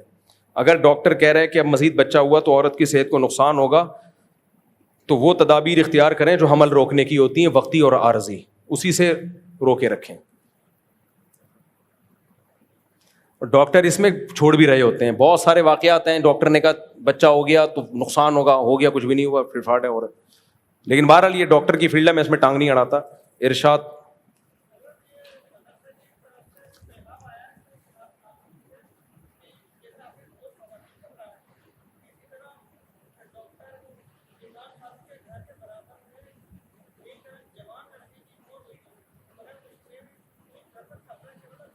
چلیں وہ تو ایک الگ واقعہ ہے نا, وہ تو ایک الگ واقعہ. پھر میں بات کروں گا بعد میں, میں بات کروں گا بعد میں. کاروبار کرتا ہوں میں, پرفیوم کا کاروبار کرتا ہوں میں بھی, اور آتا ہے اور اپنے پرفیوم بوتل خرید کر, ہاں کام دیکھو کیا کر رہے ہیں. پرفیوم مارکیٹ سے اٹھاتا ہوں, کمپنی کا لیبل ہٹا کے اپنی کمپنی کا لیبل لگا کے مارکیٹ میں چلاتا ہوں. دھوکا ہے بھائی یہ. میرا نماز پڑھنے میں دل نہیں لگتا, میں کیا کروں؟ پڑھو. واش روم جانے کا دل کرتا ہے؟ کس کا دل کرتا ہے؟ جاتے ہیں, مجبوری ہے بھائی. بہت ساری چیزوں کا دل نہیں کرتا, کرنی پڑتی ہیں. تو یہ جو کہہ رہے ہیں نماز کو دل نہیں لگتا, مجھے ایک کینیڈا میں ایک آدمی ملا, اس نے کہا مفتی صاحب میں 10 سال سے تہجد پڑھ رہا ہوں لیکن دل نہیں لگتا. میں نے کہا زندہ باد, یہی تو تہجد ہے میرے بھائی. دل نہیں لگ رہا پھر بھی 10 سال ہو گئے پڑھتے ہوئے, اٹ از کالڈ ثواب. اسی پہ تو ثواب ملتا ہے. ہم غلام ہیں بھائی, اللہ کے بندے, ہمیں جو آرڈر دیا ہم نے پورا کرنا ہے, دل لگے یا نہ لگے. اسی چکر میں لوگ پورے سال نہاتے نہیں ہیں کہ نہانے کا دل نہیں کرتا ان کا. ابے زبردستی ان کو بھیجو واش روم میں, غسل کرواؤ, باہر نکالو, تیری وجہ سے دوسروں کو ٹینشن ہو رہی ہے. میرے والد بہت زیادہ تشدد کرتے ہیں, مارتے ہیں. میری بیوی بچوں کے سامنے, میری عمر 25 سال ہے, والد صاحب سے مجھے 2 دفعہ, والد صاحب نے 2 دفعہ گھر سے نکالا, چھوٹی بات پر مارتے ہیں سب کے سامنے. میری بیوی کو ہر بات پر گالیاں بد دعائیں دیتے ہیں اور مجھے دوبارہ نکال دیا. تو میں کراچی شفٹ ہو کے آؤں حیدرآباد سے, تو کیا میں گناہ گار ہوں؟ اگر والد صاحب اتنا ہی غلط سلوک کر رہے ہیں تو پھر الگ رہو میرے بھائی, الگ گھر لے کے بھی بچوں کے ساتھ زندگی گزارو اور ہیلو ہائی کر لیا کرو. والد صاحب سے کبھی کبھار خیریت پوچھ لو, قطع تعلق جائز نہیں ہے. مارتے پیٹتے تھے نا, گالیاں دیتے تھے, ٹارچر کرتے تھے, تو الگ رہ لو بس, ختم. باقی ہفتے میں 1 آدھ دفعہ ہیلو ہائی کر لو.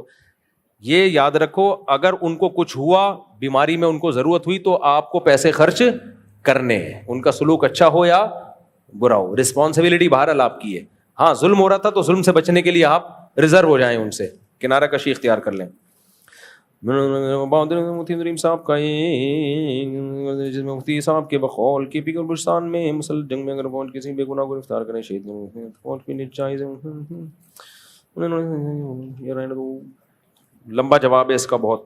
مفتی صاحب آپ ماں باپ کے حقوق بیان کرتے ہیں, آج آپ اولاد کے حقوق بھی بیان کر دیں. میرے والد مجھ پہ بہت زیادہ تشدد کرتے ہیں, اس پہ بھی بہت دفعہ بیان کر چکا ہوں میرے بھائی. مفتی صاحب میرے تینوں بیٹے, آخری سوال ہے, ملک سے باہر چلے گئے. میں نے بھی ان کو روکا نہیں کہ کل مجھے ہی برا بلا نہ کہے. آپ نے ہمارے فیوچر کا بیڑا غرق کر دیا. جس عمر میں مجھے بیٹوں یا پوتوں کو دیکھنا تھا, اس عمر میں لمبا سوال ہے, اس کا خلاصہ میں سمجھ گیا ہوں. 3 بیٹوں کو ملک سے کمانے کے لیے, ملک میں سے باہر بھیج دیا کمانے کے لیے, اب تنہائی میں وقت گزار رہے ہیں. تو یہ تو ہوتا ہے. دیکھو قرآن کے الفاظ دیکھو, قرآن کہہ رہا ہے وَبَنِينَ شُهُودًا. اللہ کہہ رہے ہیں سورہ مدثر میں, ایک کافر کی برائی بیان کر رہے ہیں کہ اس پر ہم نے اتنی نعمتیں دیں, ان نعمتوں میں ہم نے اس کو کیا دیا, وَبَنِينَ شُهُودًا, حاضر رہنے والے بیٹے. اس سے پتہ چلتا ہے کہ بیٹا حقیقی نعمت جب ہے جب وہ آپ کے سامنے بولو موجود. وَبَنِينَ شاہد سے نکلا ہے حاضر. اولاد آپ کے سامنے ہونی چاہیے بڑھاپے میں. ایک آدھ بچہ چلو چلا جائے کمانے کے لیے, باقی تو رہے نا. وہی ہے 2-3 بچوں کا وبال. بچے ہول سیل کے حساب سے پیدا کرو میرے بھائی. اللہ نے تمہیں اتنا ابھی جوانی میں آپشن دیا, بڑھاپے میں تمہارے پاس باتوں کے علاوہ کچھ بھی نہیں بچے گا. تو پھر ایک آدھ باہر چلا جائے کمانے کے لیے, وہ بھی ضرورت ہے.